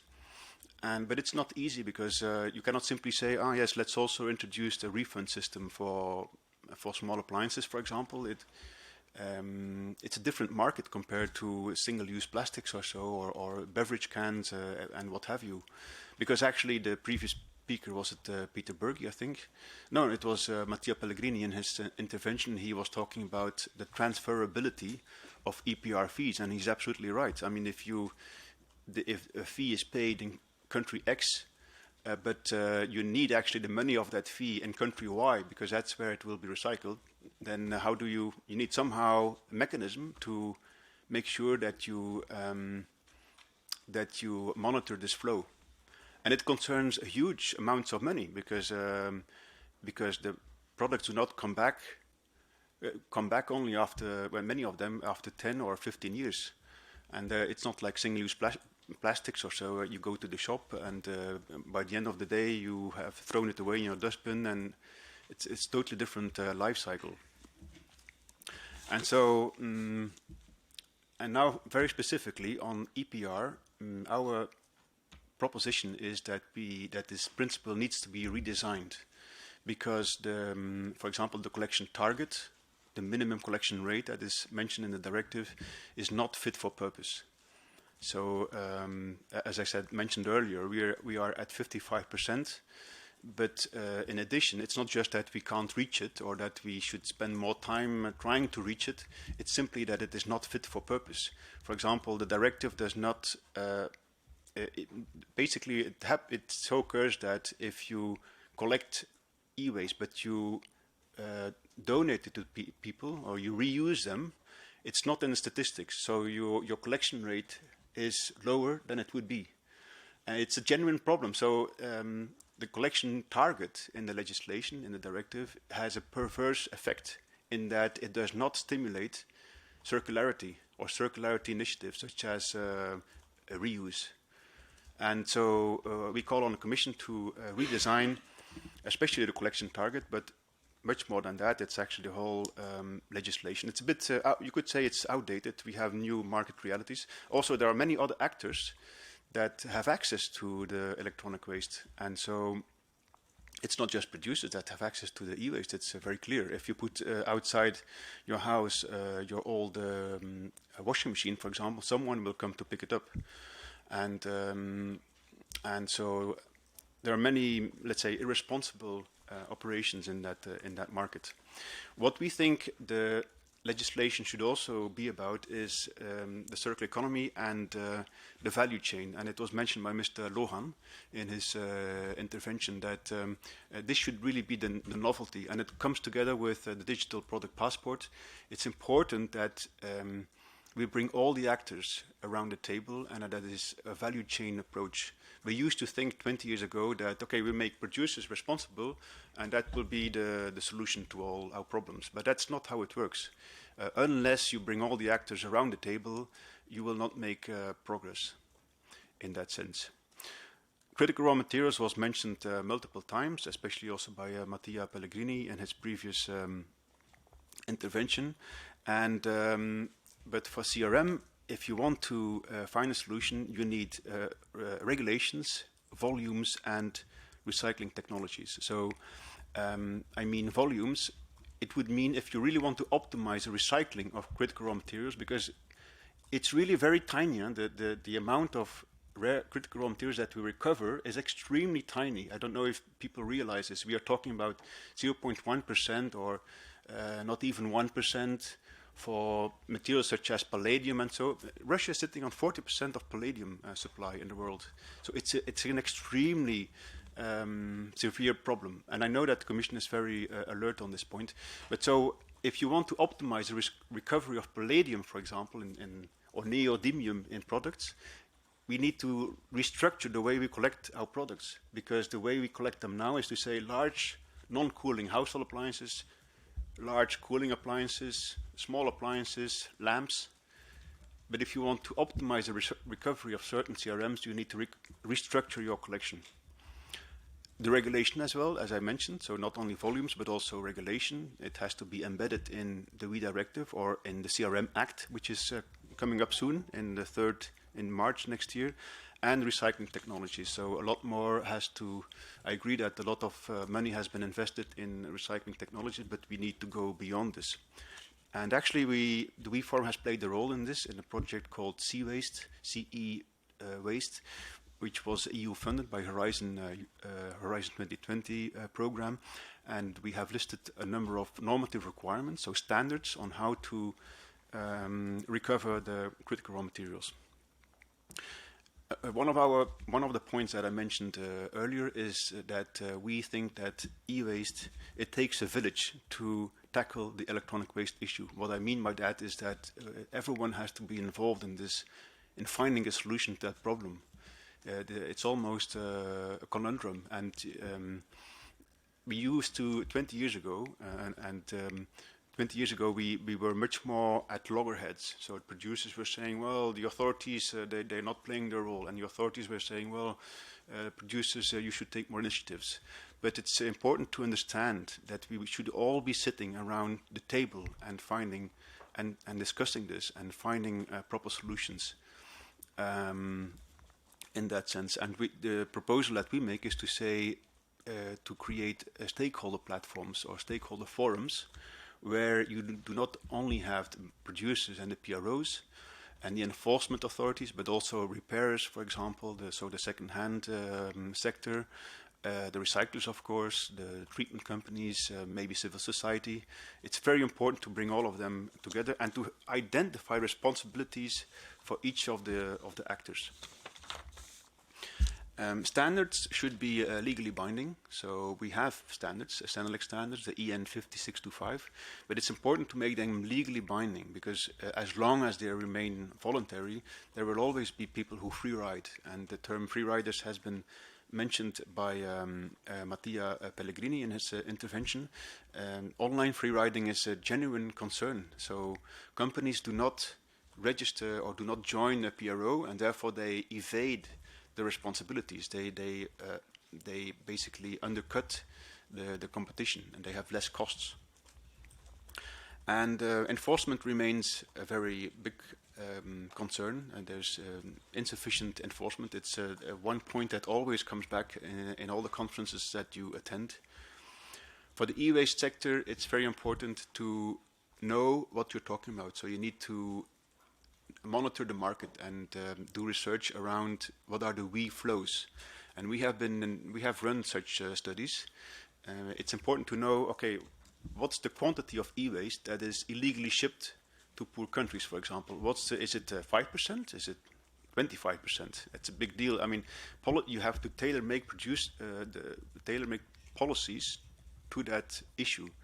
Are we going to counter illegality? Are we going to invest that money that we have, because all money is always limited? Are we going to invest it in consumer campaigns?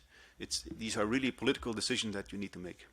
And then maybe last but not least, if you allow me, is the eco-modulation of fees, because this has been discussed on multiple times.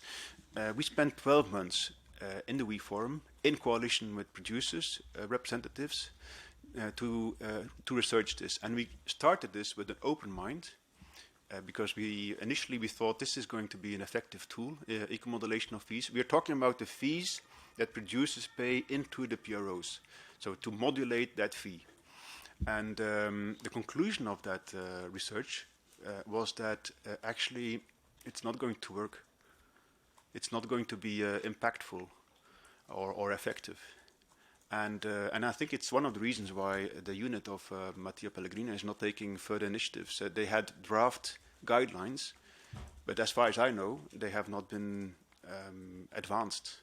And I think it's one of the reasons is that they realize it's going to be very difficult, because one element that has not been mentioned yet by Peter Berkey or Mattia is that there are other initiatives, such as the eco-design regulation that is now being discussed in first reading very soon. This is also a legislation around eco-design, and the concern we have is that you will have multiple layers that will interfere and that will be contradictory, and that's very undesirable for producers, of course, that they do not know what to do because they have contradicting incentives. And I will leave it here. Thank you very much. Thank you very much, Mr. Leroy, and it's been very informative listening to your intervention, and I think it's actually worth to stay on this point, on what needs to be improved looking ahead. So maybe just on this note, we can give the floor to Mr. Axel Darut on behalf of CITEO. Mr. Darut works as Head of EU International Affairs at CITEO, where he's in charge of the European and international strategy. And of course, CITEO is a non-for-profit company that aims at reducing the environmental impact of packaging and paper. So, Mr. Darut. Thanks a lot. Do you have access to my slides? Yeah, perfect. Thanks for the invitations. Thanks to ACR Plus, to those panelists. So yeah, I'm from CITEO. CITEO is the largest non-profit EPR scheme in Europe. We have graphic papers and household packaging into the PRO. It was a merger of two PROs, in fact, Ecofolio and Eco-Emballage. So Eco-Emballage was created in 1992, Ecofolio in 2007, and so they merged together 5 years ago to create CITEO. We don't have yet industrial and commercial packaging. Maybe it will be the fact next year. We've got the Eureka sector under discussion, and we'll be in line with the packaging and packaging waste directive and the revision, so to get industrial and commercial packaging into the PRO scheme by 2035. Next slide, please. So about the EPR, as you all know, and as we discussed today, really the idea is to get incentives to improve eco-design, to get sufficient and efficient finance and funds from private sectors to really manage efficiently the collection scheme while improving the sorting system. To stimulate eco-design also through eco-modulation. And we're going to discuss a bit about that. We discussed already about common principle on eco-modulation, but also it makes sense regarding packaging. Involve consumers, because of course you will get funds to raise awareness for consumers about the sorting gesture, but also about littering. And it's the case with the Single-Use Plastic Directive right now. We need to create awareness about littering, of course, but also to cover the costs about littering. It's a hot topic right now. As you know, we've got a draft in Germany. We already have a methodology in France with two different aspects.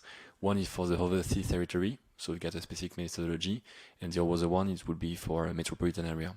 So we already have the costs for littering for overseas territory since last year, and it will be for metropolitan area next year. And also, of course, involve companies, because more and more they are requesting to improve the packaging, to get access to tools, to know about the regulatory trends, and so on. Next slide, please. So, what we believe in? Wow. It's turnover. What we believe in, so of course, is to get a global approach about not only EPR, but all the packaging value chain, because the responsibility is not managing by us only. It's a collective system, so we work closely with NGOs, we work closely with recyclers and so on. I heard the point of Emmanuel regarding the governance. It's true that it's really important to maybe reopen the governance of PRO. We had this debate in France with the circular economy law 2 years ago, because we had this request of having NGOs on board. which was really interesting. And so we had a compromise with public authorities and NGO to get a stakeholders committee. So every time you've got a specific strategic opinion, you need to ask to stakeholders committees, including recyclers, including NGOs, to be sure we are in line with state accreditation and also with the requirements from different stakeholders. So, for example, for eco-modulation, we need to get a decision from the stakeholders committee. It really makes sense to get a global approach and to be in line with all stakeholders. So we have the compliance part. So of course we need to be compliant regarding EPR, but also about reusability, because now in France we've got reusable targets. So also EPR is a good tool to promote reusable system, depending of the waste streams, once again, and the product. But for packaging it makes sense. So we already have targets in France, to be the case, inshallah, with PPWR. And so we need to dedicate specific funds for reusable system, 5% of the fee, which is big when you compare to the global fee of CTO, which is almost 1 billion euros. So we need to dedicate 5% of the fee on reusable system, which is huge. And for this, so we need also to get the traceability, to know better the data and so on. So this is why we've got a reusable observatory in France. And I hope it will be also the case to get this kind of committee at the European level to really get the traceability, the data, and to know the key role of stakeholders, including PRO. We also have a specific view about DRS. For us, DRS is part of the EPR. Like DRS is a responsibility. So for us, it makes sense to get DRS, at least in France, as a complementary approach. I will give you a look after about the data on plastics in France. We are not really good. So for us, we need to get DRS to really get to increase the collection rate. CSR part, so of course to get this carbon approach, because we all know about the carbon issue, but also to be aware about the biodiversity impact. So this is why more and more we are working on the biodiversity impact. We have a roadmap since 1.5 years, and so the idea is to improve the tools regarding LCA to know exactly the biodiversity impacts, and to know exactly, so for the biodiversity, the carbon impact, to know exactly about the choice of the materials. So the idea is to get the results by the end of this year, and then next year to improve the tools that we have for brand owners. Finance. So finance, it's about the fact that in France, it's a specific PRO because it's a financial PRO. It's not an operational one. We didn't discuss about that earlier, but you could have different approach. It could be financial, it could be operational, it could be profit, non-profit, in a monopolistic market or in a competitive market. In France, we have made the choice to be financial, but within a competitive market. For me and for CTO, it doesn't make any sense to be financial and to be competitive. If you are operational, you can be competitive, but if you are non-profit and financial, it doesn't make any sense to be competitive, or you could be competitive only on services. So it's really about the idea, how do you deal with your EPR? Does it make sense to be competitive or not? And does it make sense also to be profit or non-profit? For us, it makes sense to be non-profit. Commercials part, because as Mattia mentioned, we need also to include marketplace. It's also a European issue right now, as we know. So with Germany disposition, with the French disposition, to get marketplace compliant with EPR. So now with the French circular economy law, we need to check if marketplace really comply with EPR. So to know exactly if the declaration as made by industry.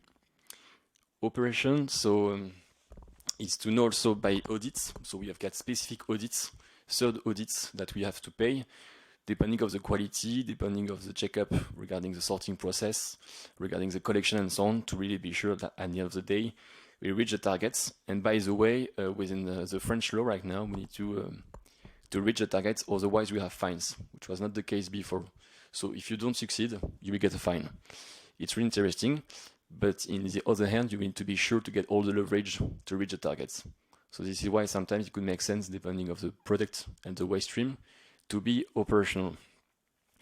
And worldwide, because as you know, we've got a lot of regulations across the world about EPR. So the idea is to really help brand owners to be compliant regarding packaging EPR, and also to advocate for EPR. So you know that next week, in 10 days actually, we've got the first round of negotiation of the plastic treaty.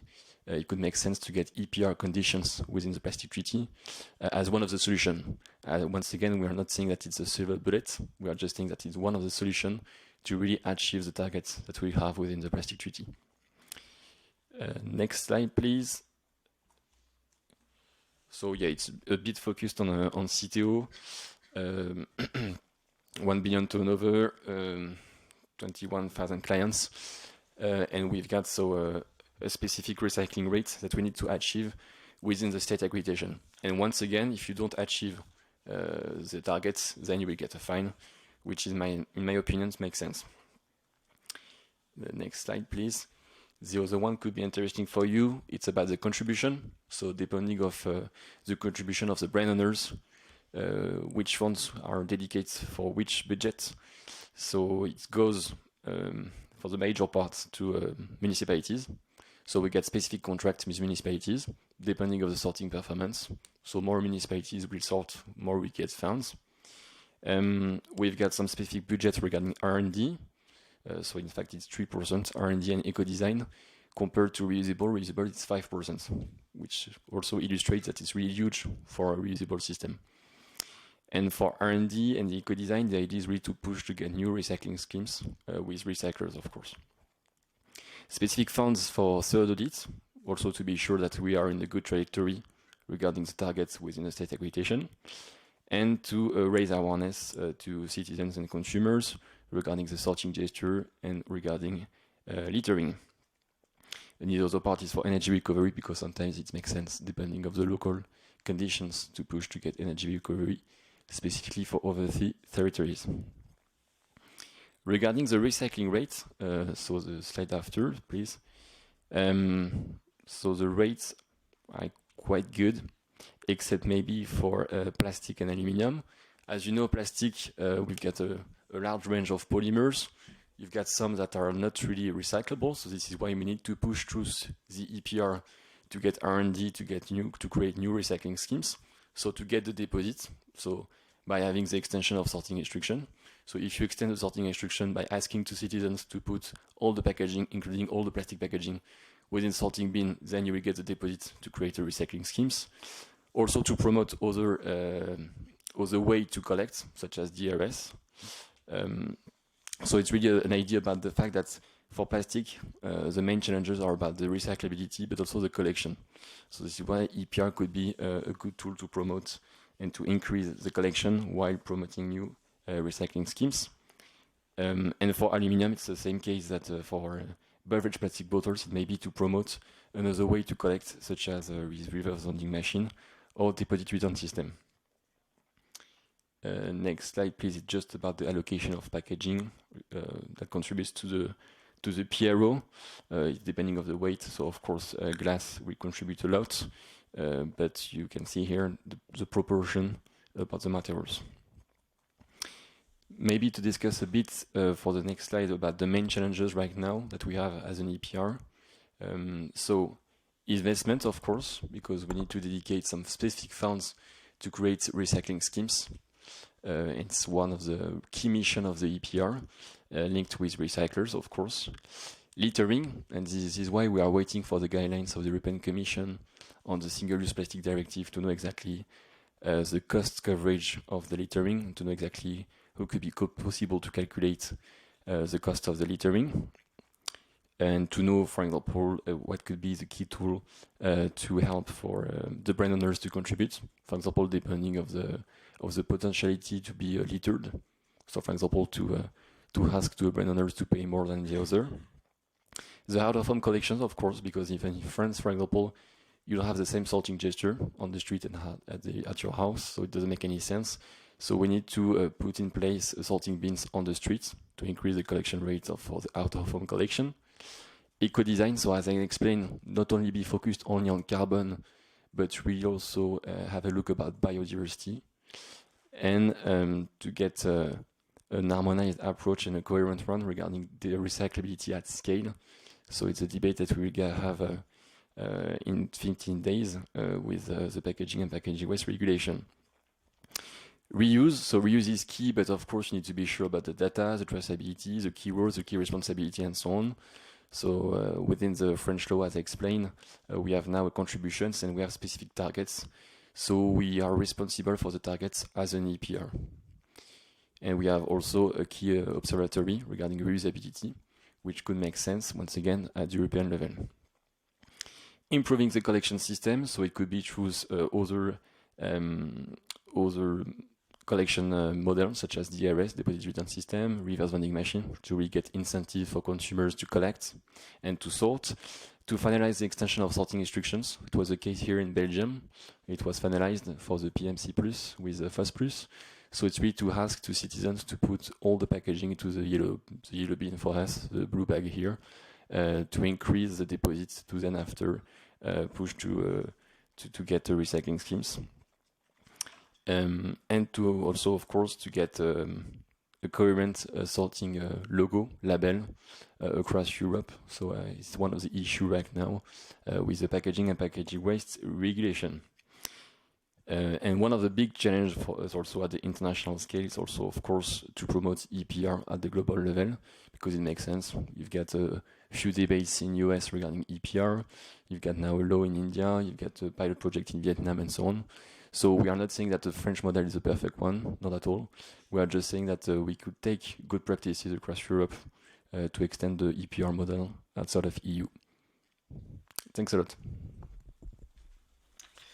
Thank you very much, Mr. Darou, for presenting us the excellent work of CTO and the plethora of very interesting points to reflect on concerning EPR as a tool for circularity and also what's missing there. I've been meanwhile informed that we're running later and later in terms of time. So that's normal, I guess. We cannot escape time, but I didn't mean to get philosophical. I just wanted to let you know that speakers to follow, please take this into consideration. So now I would like to give the floor to Ms. Ioana Popescu, Head of Circular Economy at ECOS, the Environmental Coalition on Standards, which is an international NGO with a network of members and experts advocating for environmentally friendly technical standards, policies and laws. And I know that you have a presentation that we're about to screen. So the floor is yours. Thank you very much for being with us today. Thank you very much for the invitation to speak. Thank you for providing the opportunity to reflect on the role of EPR for sustainable production and products as a result. So maybe just a few words about ECOS. So ECOS is an environmental NGO specialized in technical policy and standards. We work at European and international level through a network of members, but also technical experts. So part of our business model is to contract technical experts to inform our positions and our work, and to a certain extent, technical experts represent us in fora such as, for example, Sen and Senelec, that was already mentioned before. And so our objective is the one of an environmental NGO, so to ensure that laws, standards, and any technical policy serves the wider environmental and human good. Next slide, please. So maybe to go into or spark the discussion and maybe go in a bit off the beaten track. A lot of things have been mentioned today. EPR as a role for recyclability, driving recycling, also recovery. I would even argue that taking it a step forward would be about thinking as EPR as a tool to cover for the whole life cycle impacts of products, meaning that a product, whether it's sustainable or not, whether it's more sustainable or produced in a very sustainable way, it still has impacts that cost society and taxpayers. So a product by its sheer existence will have life cycle impacts which need to be compensated for, which go way beyond just the waste phase.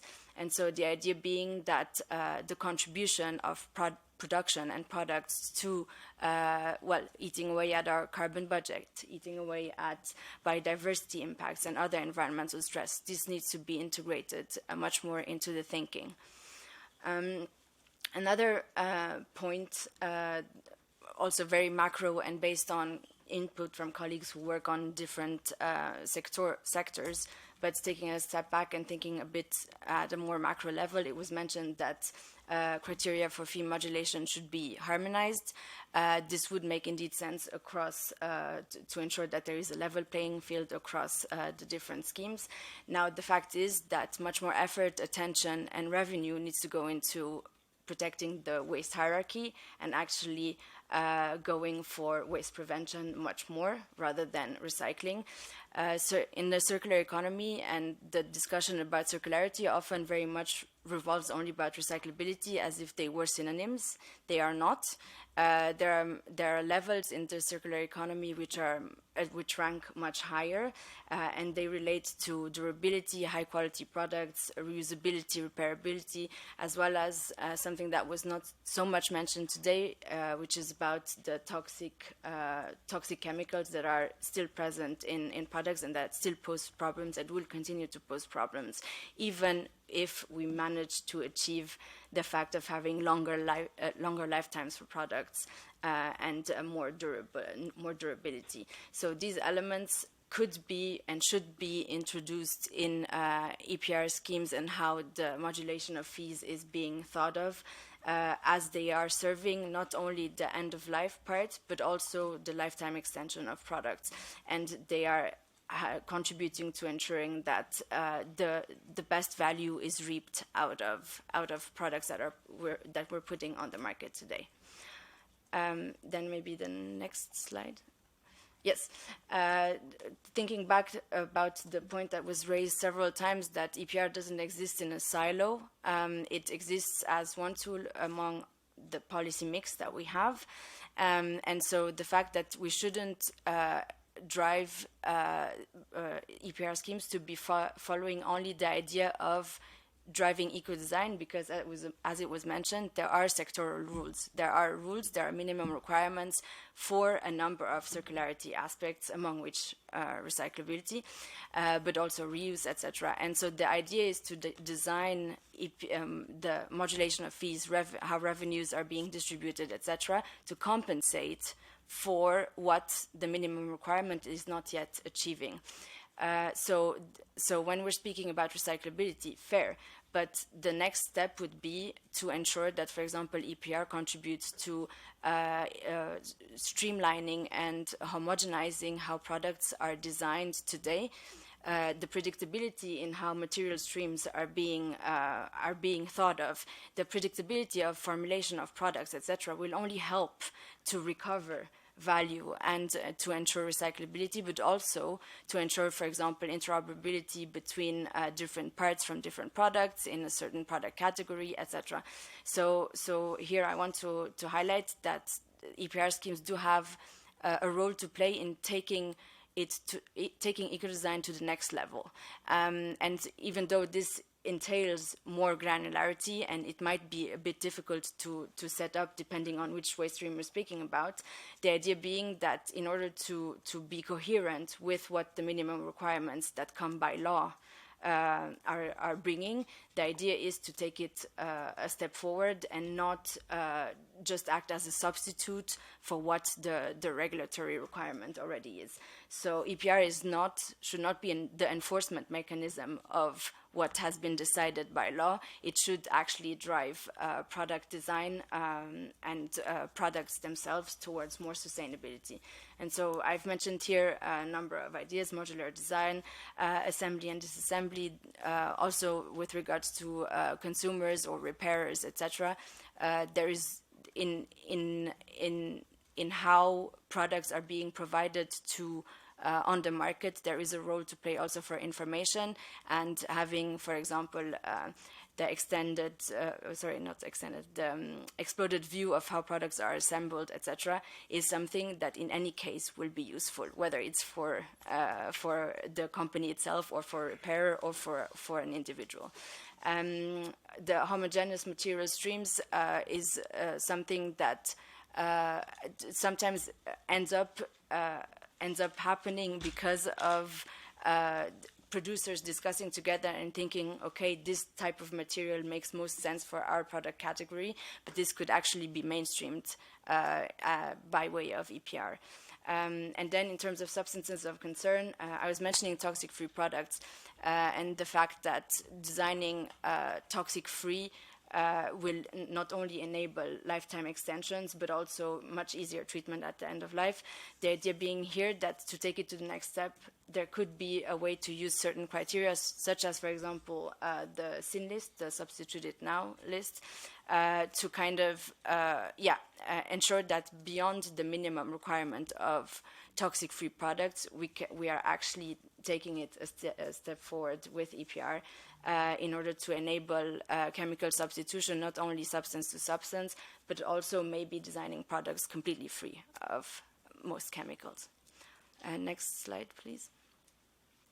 And so maybe taking, again, even a further step back, thinking about EPR as a tool to unlock the higher tiers of the circular economy, there are the inner loops of the circular economy have a cost that needs to be compensated for, and there is a role to play for EPR schemes to be able to unlock the potential of large-scale reuse, for example. I put here the example of PRO-owned pooling systems for reusable packaging types. There could be the ensuring that there is privileged access for reuse operators when it comes to used textiles or electronics. So there are a number of ideas that can be developed per material stream.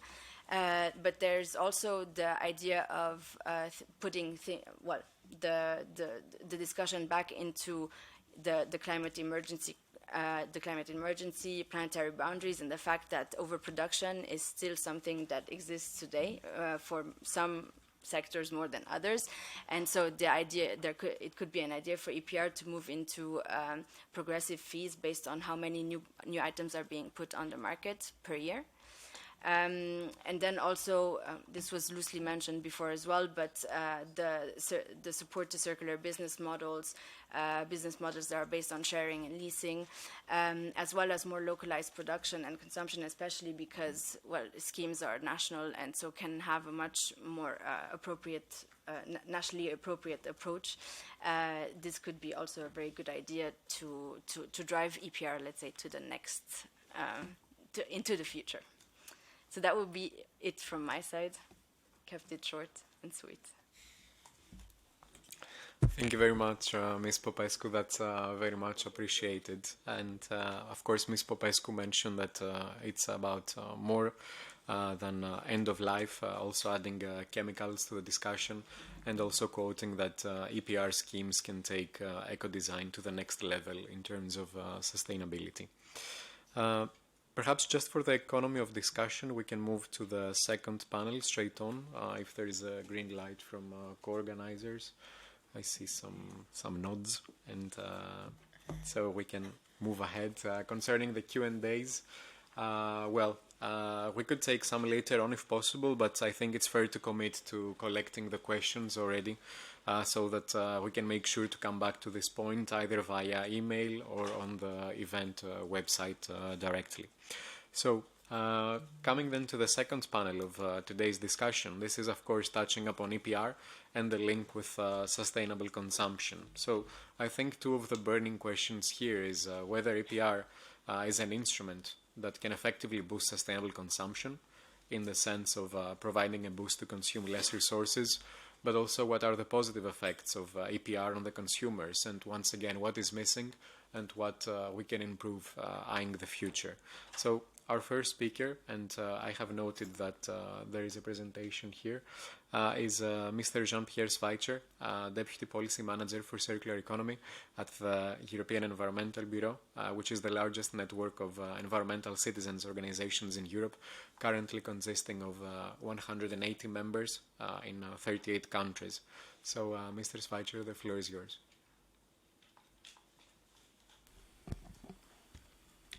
Thank you, Ilias, and thanks to ACR Plus, also the European Circular Economy Stakeholder Platform and EBCD for hosting the event today, and also to the Vice President for very kindly hosting us in this nice room.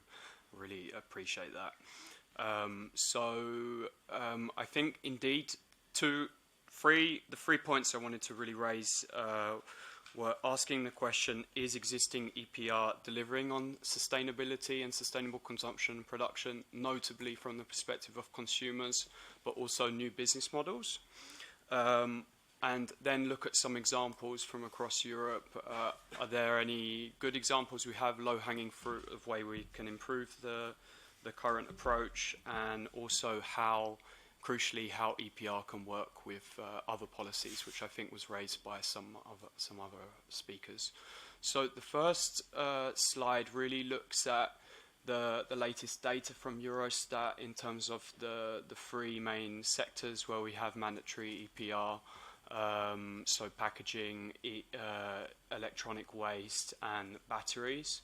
And here is just to make the point really that what we've seen over the past years is that steadily the amount of waste and most of the evidence we have on the overall environmental footprint from these sectors is that they are tending to grow. So not from the perspective of collection and sorting, where indeed there has been good progress, but actually from the material footprint, and I would argue also the environmental footprint from these sectors, we haven't seen a huge improvement. So I think that's where the focus, when we're thinking about new types of EPR and how we can improve the EPR system, that's where we should really be looking in the future, notably given our commitments on the climate and circular economy.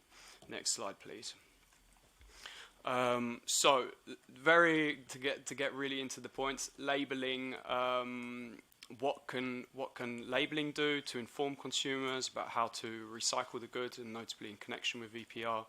On the left, we have the green dot. I think this is very, very confusing logo. Many people think this means products can be recycled. It doesn't mean this at all.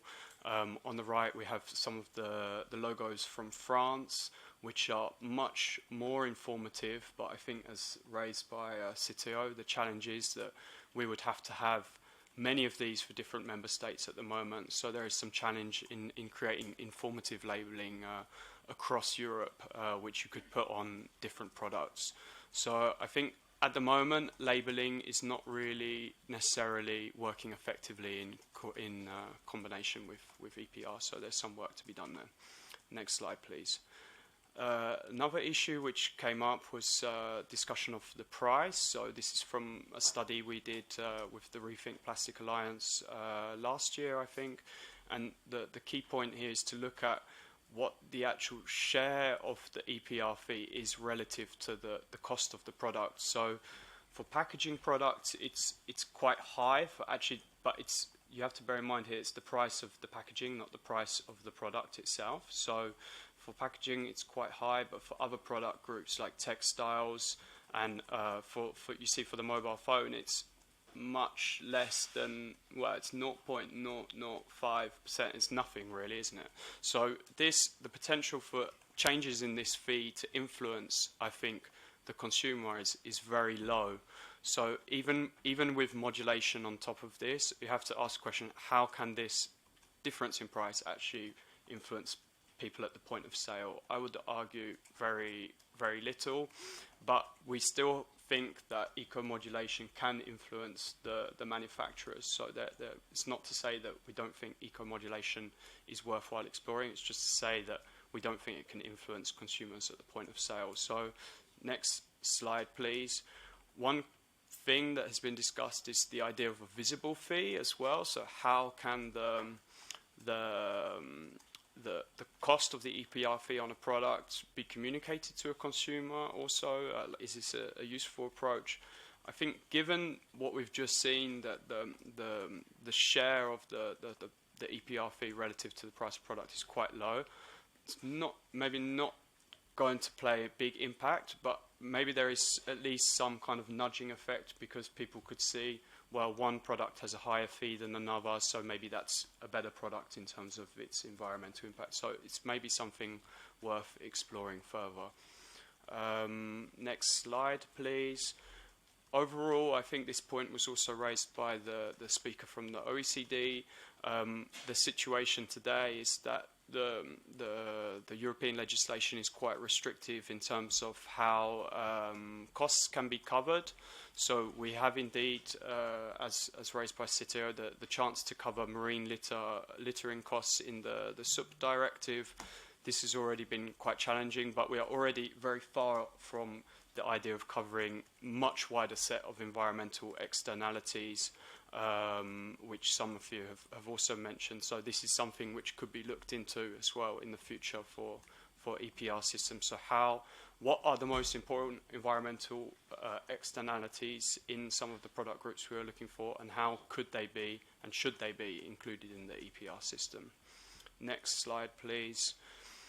This, I think, all of this supports the idea that basically EPR cannot do it on its own, which has been said by many speakers already. So we should really be thinking about how, notably, I think in the context of eco-design, how the criteria for eco-modulation, but the design of EPR systems can be designed together. And this is not just to make the kind of how do you say, the influencing impact of these criteria more effective, but also it should also make it easier for manufacturers to comply with the legislation, but it should also reduce the burden on policymakers, because today we have different policy initiatives to develop eco-label criteria, EPR modulation. We have discussions on GPP criteria. There are separate initiatives to develop many different instruments, and we think that there is a potential now with the ESPR to actually develop these criteria in one go with one study and involve all the relevant stakeholders. So we really hope this is the approach that's going to go forward with the new framework we have on sustainable products. Next slide, please. Now I wanted to talk about new business models and maybe give some challenging examples, but also try to make us think a bit about how EPR is working in different sectors. So this example is about the packaging sector, but also the textile sector. So what's happening today is that food grade PET is being recycled but sold to the textile industry and other industrial sectors actually, and these products are being marketed as green because they contain recycled bottles, but this is really disrupting the packaging sector in terms of food contact materials, because it's increasing the price of the recycled materials. So a question there is this the right approach? Because for now, the textiles industry don't have an EPR system, at least in most of Europe. So they're not really investing in the infrastructure, but they are somehow benefited from accessing the recycled materials. So I think there's some important discussion to be had there. And citizens are also, in a way, being greenwashed by thinking that they have a recycled and recyclable product when they buy a T-shirt which says made from recycled materials, but it's not really the case, unfortunately. Next slide, please. This comes on to the situation with access to, again, to materials, but not from the perspective of recycling, but also from remanufacturing and repair. So what we are hearing from remanufacturing companies and repairers, this is one example from France, but there are many actors like this, is they're struggling to access materials, waste, to repair or remanufacture. And I think we had a good explanation of why this might be the case, because the targets are not working well together, or there is a kind of perverse incentive. So when we are thinking about how the EPR system is designed, we should also prioritize these kind of actors, value retention, and so there is a bigger chance of products not necessarily just being shredded and destroyed, but actually having a chance to be reused. Next slide, please. And we indeed have the good example, I think, from France of the Solidarity Fund, where 5% of the fees are earmarked for reuse activities. I think this is interesting because there's a question now also in the packaging legislation, how are we going to finance reuse? So I think we've got 1 billion euros just in the packaging EPR scheme in France. So 5% of this is quite a big amount of money, but that means that 95% of this is still just going to, at best, recycling.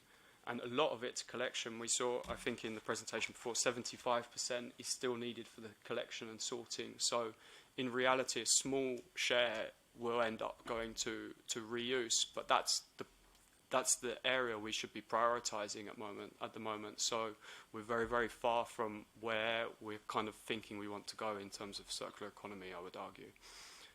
Next slide, please. I think this point has been made very many times already by other speakers, but really would like to reiterate that there is clearly a problem, and it's only going to increase with the amount of product legislation we have on different sectors, the growth in online sales, and our impression is, even though Mr. Pellegrini said that the Commission is working on this, the new legislation we've seen is not really giving sufficient responsibility to online marketplaces. And the big challenge we have is also not just the lack of responsibility for online marketplaces, but the lack of resources that market surveillance authorities have to follow up with it. So we'd really like to see these actors having a greater responsibility in terms of managing the waste and ensuring the compliance of the products they put on the market. Next slide, please. I think there was some talk of the way France is dealing with this problem, but we have one example from Germany. They have a new packaging registry where different actors are forced to kind of register themselves if they want to sell products in the German market. But I don't have. It's quite a recently launched, so I'd be interested to hear from people if this is working well, because maybe it's not the best solution, but at least it's one approach which has been put forward. Next slide, please. So these are just some conclusions. So I think the focus now, when we're thinking about new approaches to EPR, should be really about saving resources, reducing the environmental footprint from sectors, and thinking about the externalities, which has been raised by many speakers already. Using EPR within a policy mix, enabling new business models, notably those focused on value retention, those who are going to capture the valuable materials, whether it's critical raw materials or high volumes of materials, ensuring that information to consumers is informative and doesn't just confuse them, and that there's some level of harmonization to make things easier for manufacturers. Also thinking about, is the cost coverage we have right today, which is mostly focused on the collection costs, addressing online platforms, and also thinking maybe about if there can be more transparency on the way revenues are used, and potentially earmarking some of these fees to promote value retention. Thank you. This is, it's okay. It's another slide, but it's enough information already. Thank you very much, Mr. Schweitzer. I think there's been all great points that we'll also see featured later on as key takeaways of the event. But until then, just summing up your intervention, Mr. Schweitzer presented us EPR as part of a policy mix and the key driver for sustainable consumption, saving resources and reducing the overall environmental footprint. Mr. Schweitzer inter alia referred to WFD and SUPD, and also made the link with online platforms, but equally for labeling and information for consumers, costs, and the advantages of a visible environmental fee. And last but not least, new business models and opportunities. I think all key angles of the discussion for the present, but also for the future of EPR. So thank you very much for driving us forward. What I forgot to mention in the beginning of this panel discussion is that interpretation is available from and to English and Spanish, both for attendees in the room, but also for attendees following online. So for attendees following online, you can do this through the platform, and for people in the room, you can use the headset provided by the ESC. And then on this point, our next speaker today is Elmar Willems, and I've noted that there is a PPT as well to be shared on our end. Elmar Willems is a facilitator of circular economy at Circular Flanders, where his main tasks include project management and policy design. co-creating a more circular society with various partners and key stakeholders. So thank you very much for joining us, and the floor is yours. Thank you. I have an extended parental responsibility, so I have to rush a bit. I'm so sorry. But that's all part of the game, and it's really inspiring to be here, and I think it's really important discussion. And if I do not have the time to conclude my presentation, I would like to say that EPR is not actually in place at this moment to promote a real circular society, and it's not really promoting circular consumption. And to the contrary, it might even be a legitimation or a way to promote more consumption, which actually might have happened already. I have so many friends, even friends in my community, that say, okay, I sort my waste, so that's my part, that's sustainable. Then they do not think any further. So what's Circular Flanders? This is just a couple of words. We are trying to be a frontrunner in the circular economy. We are part of the Public Flemish Waste Agency. It's an infamous organization in the heart of Europe. And we try to extend, of course, our interest from waste management to material management, and to have those instruments in place that could lead to a decoupling of a material footprint from consumption and from prosperity in general. And we want to do it by 30% in the next 10 years, 8 years. So that's a big task. And of course, this is a public-private effort. We're not alone in this. And we're doing this together with all kinds of partners. Me, myself, I'm particularly motivated by the role of municipalities and circular cities. So that's my key field of interest. But in the past, I've been working on the transposition of the Waste Framework Directive as well. Oh. Yes, next slide. We're, of course, working with our strategies, working especially with the way how can we refuse and rethink and reduce the use of materials. Next slide, please. And our approach is anchored within the 6 strategic agendas: circular construction, chemistry and plastics, water loops, bioeconomy, food chain and manufacturing. This resembles the priorities of the European Commission as well. This resembles other approaches in the Netherlands or in other countries. We think these sectors are really important, and they want to cooperate with us. They want to work together within a bigger platform. And we, of course, next slide, please. That's a bit too fast. Just one. Yeah, we're working with 7 levers, accelerating the transition to a circular economy, working on policy and legislation, working on circular procurement, communication, which is a very big issue from our side, research, innovation, entrepreneurship, financing, jobs and skills. So this is our big task for transition in Flanders, and I think it's pretty much similar to the other regions and countries. And actually, I'm the first one here not to present a pan-European organization or a producer organization, so that's also something to keep in mind. Let's talk about EPR. Next slide, please.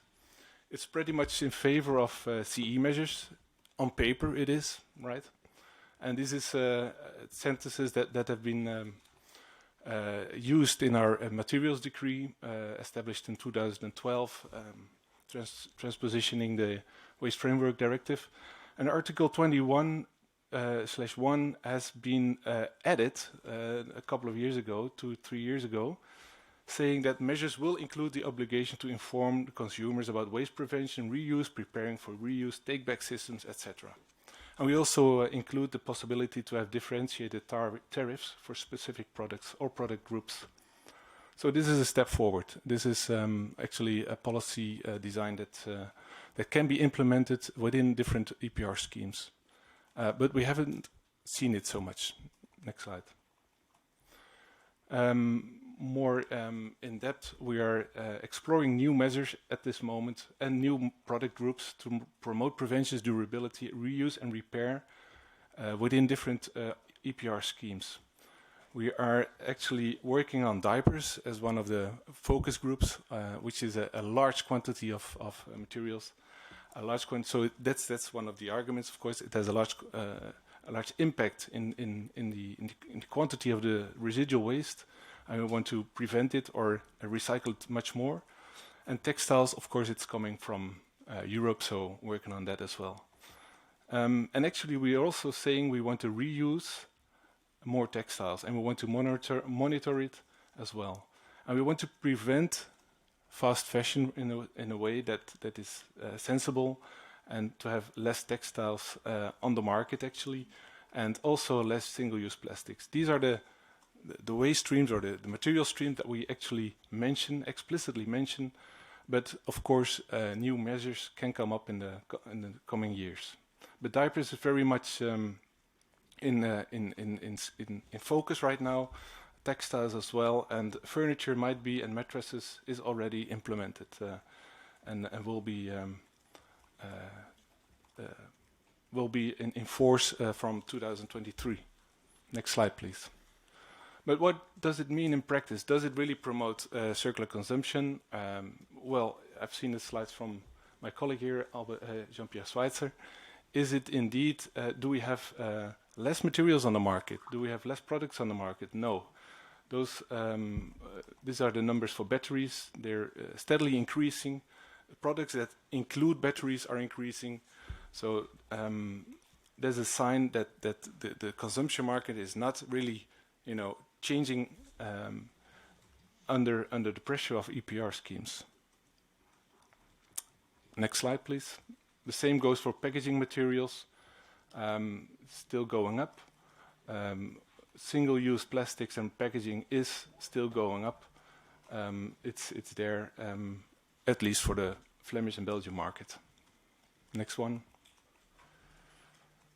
And then, for example, for cars, we also have an EPR for that, of course, and the reuse of vehicle parts, for example, engine, gearbox, alternators, and lamps, has generally remained stable. So we all want an increase of the reuse of car parts, but it remains stable, the reuse rate, more or less.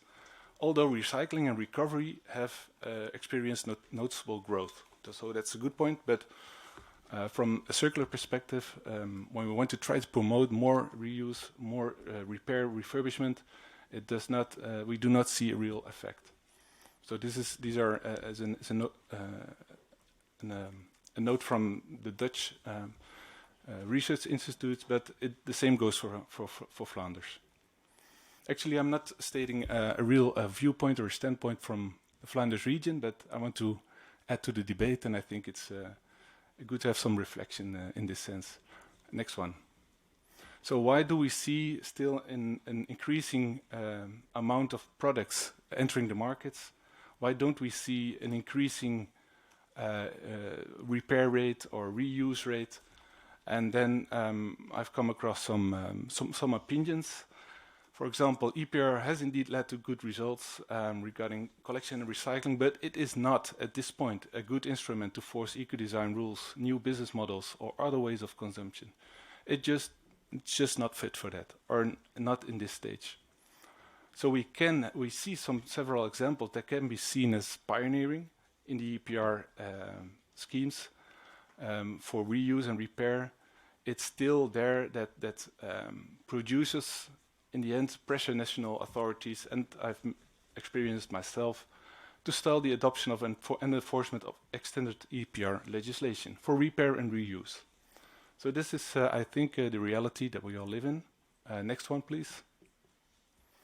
But so diving a bit deeper in this problem. So what's the narrative and the discourse behind it? Next one, Bill Gates, and yeah, you can move forward.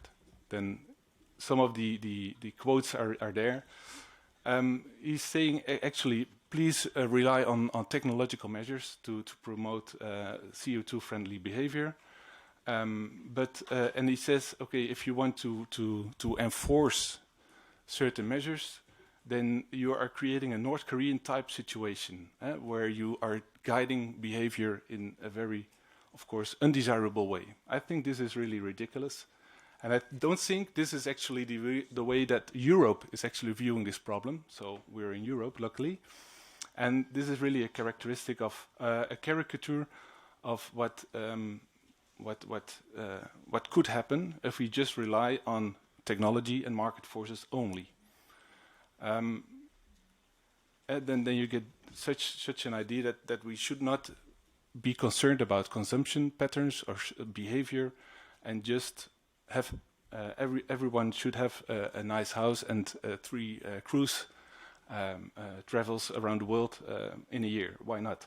If you can do it decarbonized, well, let's see whether that happens. But this is, I think, the underlying, narrative that's still pretty much dominant, at least in the Americas and a bit less in Europe. Next one, please. And we also see it in the way that we have defined our legislation. Of course, we can have more stringent measures. We can have more progressive measures, but at the same time, we have to respect the proper functioning of the market and so forth. So this is a really, discussable, debatable object. And it said that, for example, on the narrative of repair, it said the established actors at this moment involved in the second and third discourse will succeed in shaping pathways of incremental change. So what are those most dominant discourses? That it's repair and recycling is on an equal footing of recycling and recovery. It's not noted here, but it's on an equal footing of recycling and recovery. And discourse 3, repair is a market opportunity. So this one, of course, you have other narratives as well. They go a bit further, that also include the social desirability of repair, for example. But this is not happening in practice. So is EPR fit for system change? Next one, please. I've come across this paper. You can continue. Yes. We have several transition paths. I think we should move within path 3, and I've heard a lot of issues and things that have been said are connecting to path 3. We have to of course, we have to look into the EPR schemes to redesign it. Also, Pascal Leroy told me that they would redesign the EPR and to work together a lot with other people. So that is pathway 2, really one, and we really support it. And then we have to look beyond the extended producer responsibility as well, and include other instruments in the way that we, design our transition. For example, also with VET measures or whatever is possible to guide consumer behavior and not to create a North Korean type of society, of course. Thank you.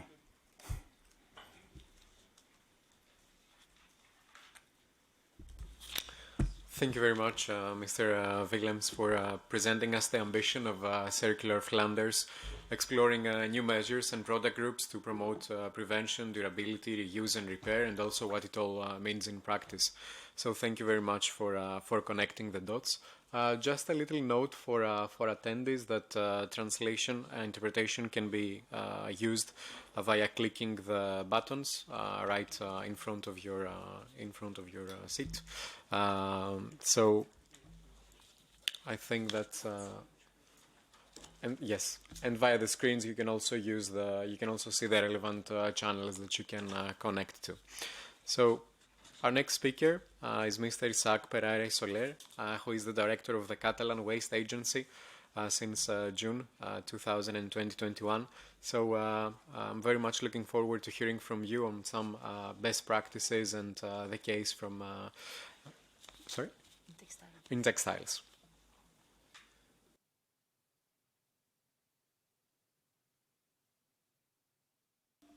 No, thank you. Gracias. Thank you.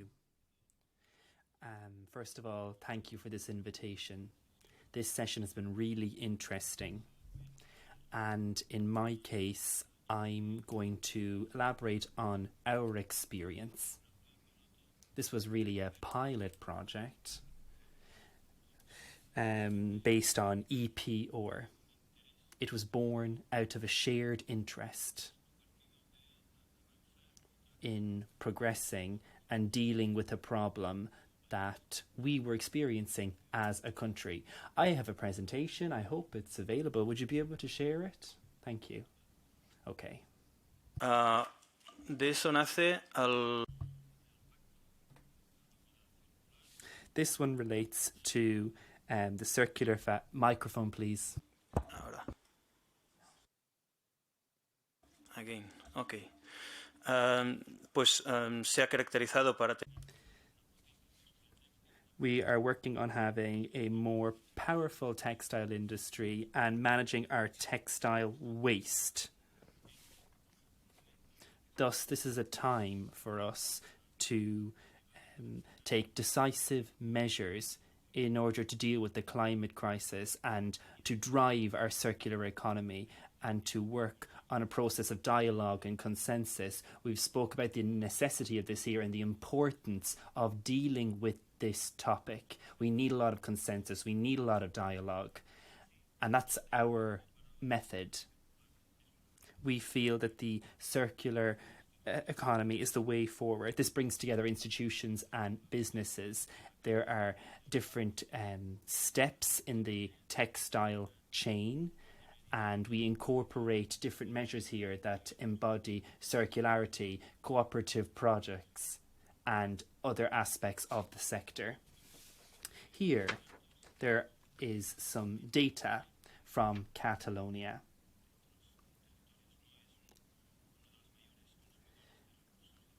We're not one of the biggest consumers of textile in the world, but we also have a challenge before us, because you can see here the data isn't all that pretty. We consume textiles, but we don't necessarily recycle them very well. We need to put measures in place, therefore. We use a lot of resources here. This is one of the most polluting industries. Textiles are not always separated. Only 12% of textile waste is collected separately in Catalonia. And really this comes back to social aspects too, a social service. Now we are working on new regulations in order to foster change. There's a regulatory trend in Europe. And the previous interventions really have interested me in this regard because they fall in line with this regulatory trend. In Spain and in Catalonia, there's a new law based on the circular economy. And in Catalonia, more specifically, there's a prevention plan and a management of waste plan, and there's going to be a law in place for this too. This circular fashion agreement is an initiative coming from Catalonia. It's a voluntary one. It's an open initiative. It's a cross-cutting initiative. It's an innovative initiative. Its aim is to transform the textile industry. It was put forward by the Catalan government, and it brings together all the public and private stakeholders in the value chain. We want to try and combat this problem from this year forward. Here you can see that there are more than 70 members as part of this fashion agreement. They have signed up. The agreement brings together businesses, organizations, government bodies. It also brings together municipal bodies. They have signed an agreement.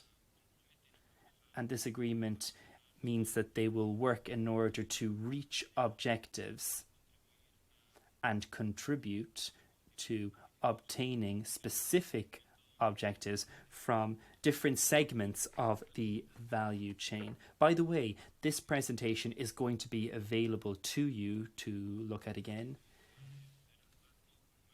And you can discuss it in more depth with my team if you wish. That's no problem.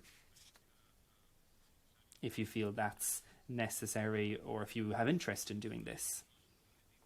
There are a number of objectives. As you can see, there's a time frame also.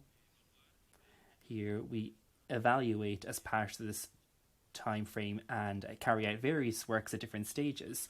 The overall objectives for the agreement for 2024, this really starts with reducing the generation of textile waste and increase the percentage of textile waste collected separately. What's more, we wish to increase the percentage of textile waste collected separately that is recycled. We want it to be reused or recycled. Now, with regard to segment-specific goals, as part of this agreement, there's a commitment for the textile industry. And here we wish to increase durability, increase recyclability. There are many examples, as you can see on the screen. We also have some waste manager specific goals. I'm not going to go through all of them. You can see them on the screen. We want to save some time for questions at the end. And also this involves local government too. All of this falls in line with the idea that we need to work on waste in general and distribute responsibility precisely in this area. There are also more specific segment-specific goals for the government of Catalonia, also for universities, research and technology centres, and also for the environmental third sector to take part in initiatives promoted by the agreement, to recognise the actions of the agreement, and to encourage waste prevention and separate collection, for example, among others. Now, coming towards the end of this presentation, next slide, please. During the initial stage of signing the agreement, there were different pilot schemes for increasing textile collection in the region to demonstrate the effectiveness of this type of work. We focused on distinct work areas, as you can see on this slide.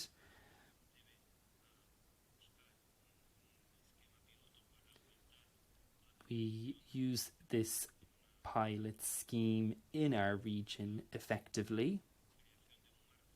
We created a framework to deal with different types of waste, and we also have focused on non-reusable textiles and solutions for this. We've also considered training and support for the textile industry as part of the circular economy. One of the key initiatives as part of this and as part of the progress we made was an international event. It takes place every year in Barcelona. It's part of Barcelona Fashion Week, and this year there was a catwalk that demonstrated or displayed second-hand fashion.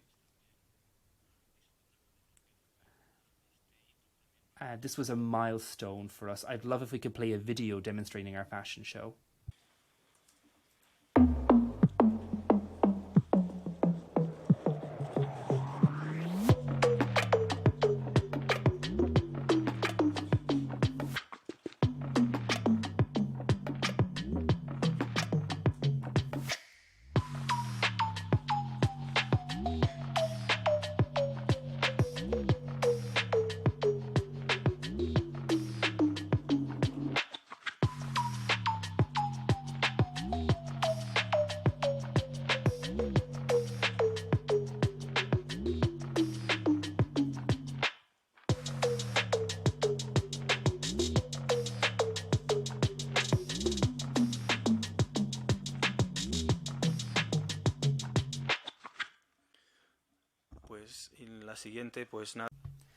And then that's everything. I'd like to thank you for your attention. You can see my email address there. If you have any doubts, you can get in touch with me. Thank you very much.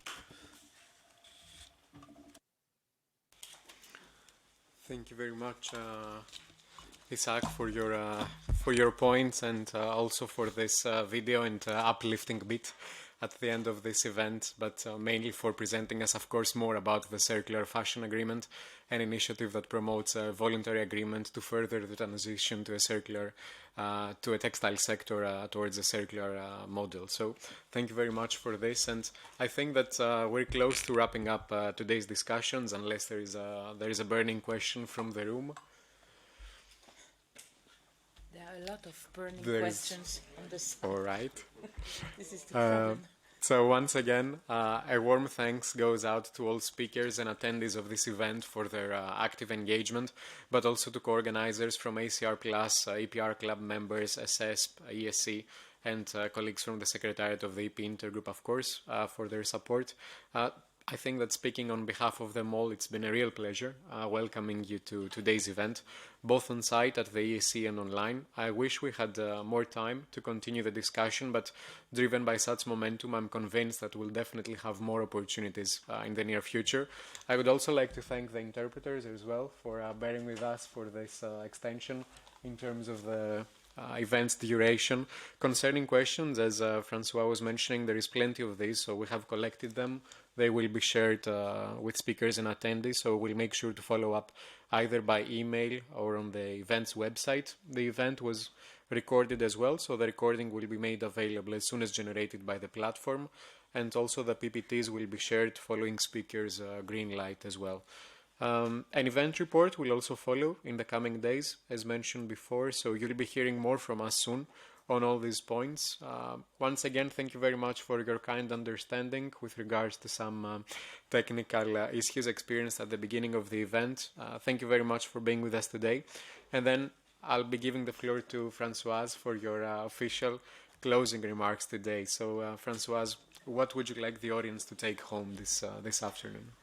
Yes, I'm very frustrated because I would have liked to discuss more about all the questions we receive and answer and keep going with the discussion. So I really invite you to become, if you are not yet a member of the EPR Club, to plan the event in 2023 and to see in which topic we can discuss more over in the future. What I think that I've learned a lot is, we did a lot with EPR. It's a good instrument for a lot of things, and maybe more for the producer side than the consumer side. It's part of a mix, so we really need to also use the right instrument for the right purpose. So like Pascal mentioned, fit for purpose. Does it fit for purpose or not? So I think it's really what we have to take in mind and to our driver for the future from a policy and so public authority point of view. I think that we really need to think about what do you need to put in place in terms of regulation and economic incentives to reach the objective, especially maybe regarding reuse, repair, and eco-design for sure. So another key, I think, lesson is that all EPR system or EPR principle should be tailored according to the product or category of product that we need to tackle with. So it's not a simple copy-paste system from packaging to or textile, but we really need to think about the product itself and the market behind the product. So thank you very much for this intense afternoon, and I hope to welcome you on the 8th of December for the planning meeting of the EPR Club. Thank you very much.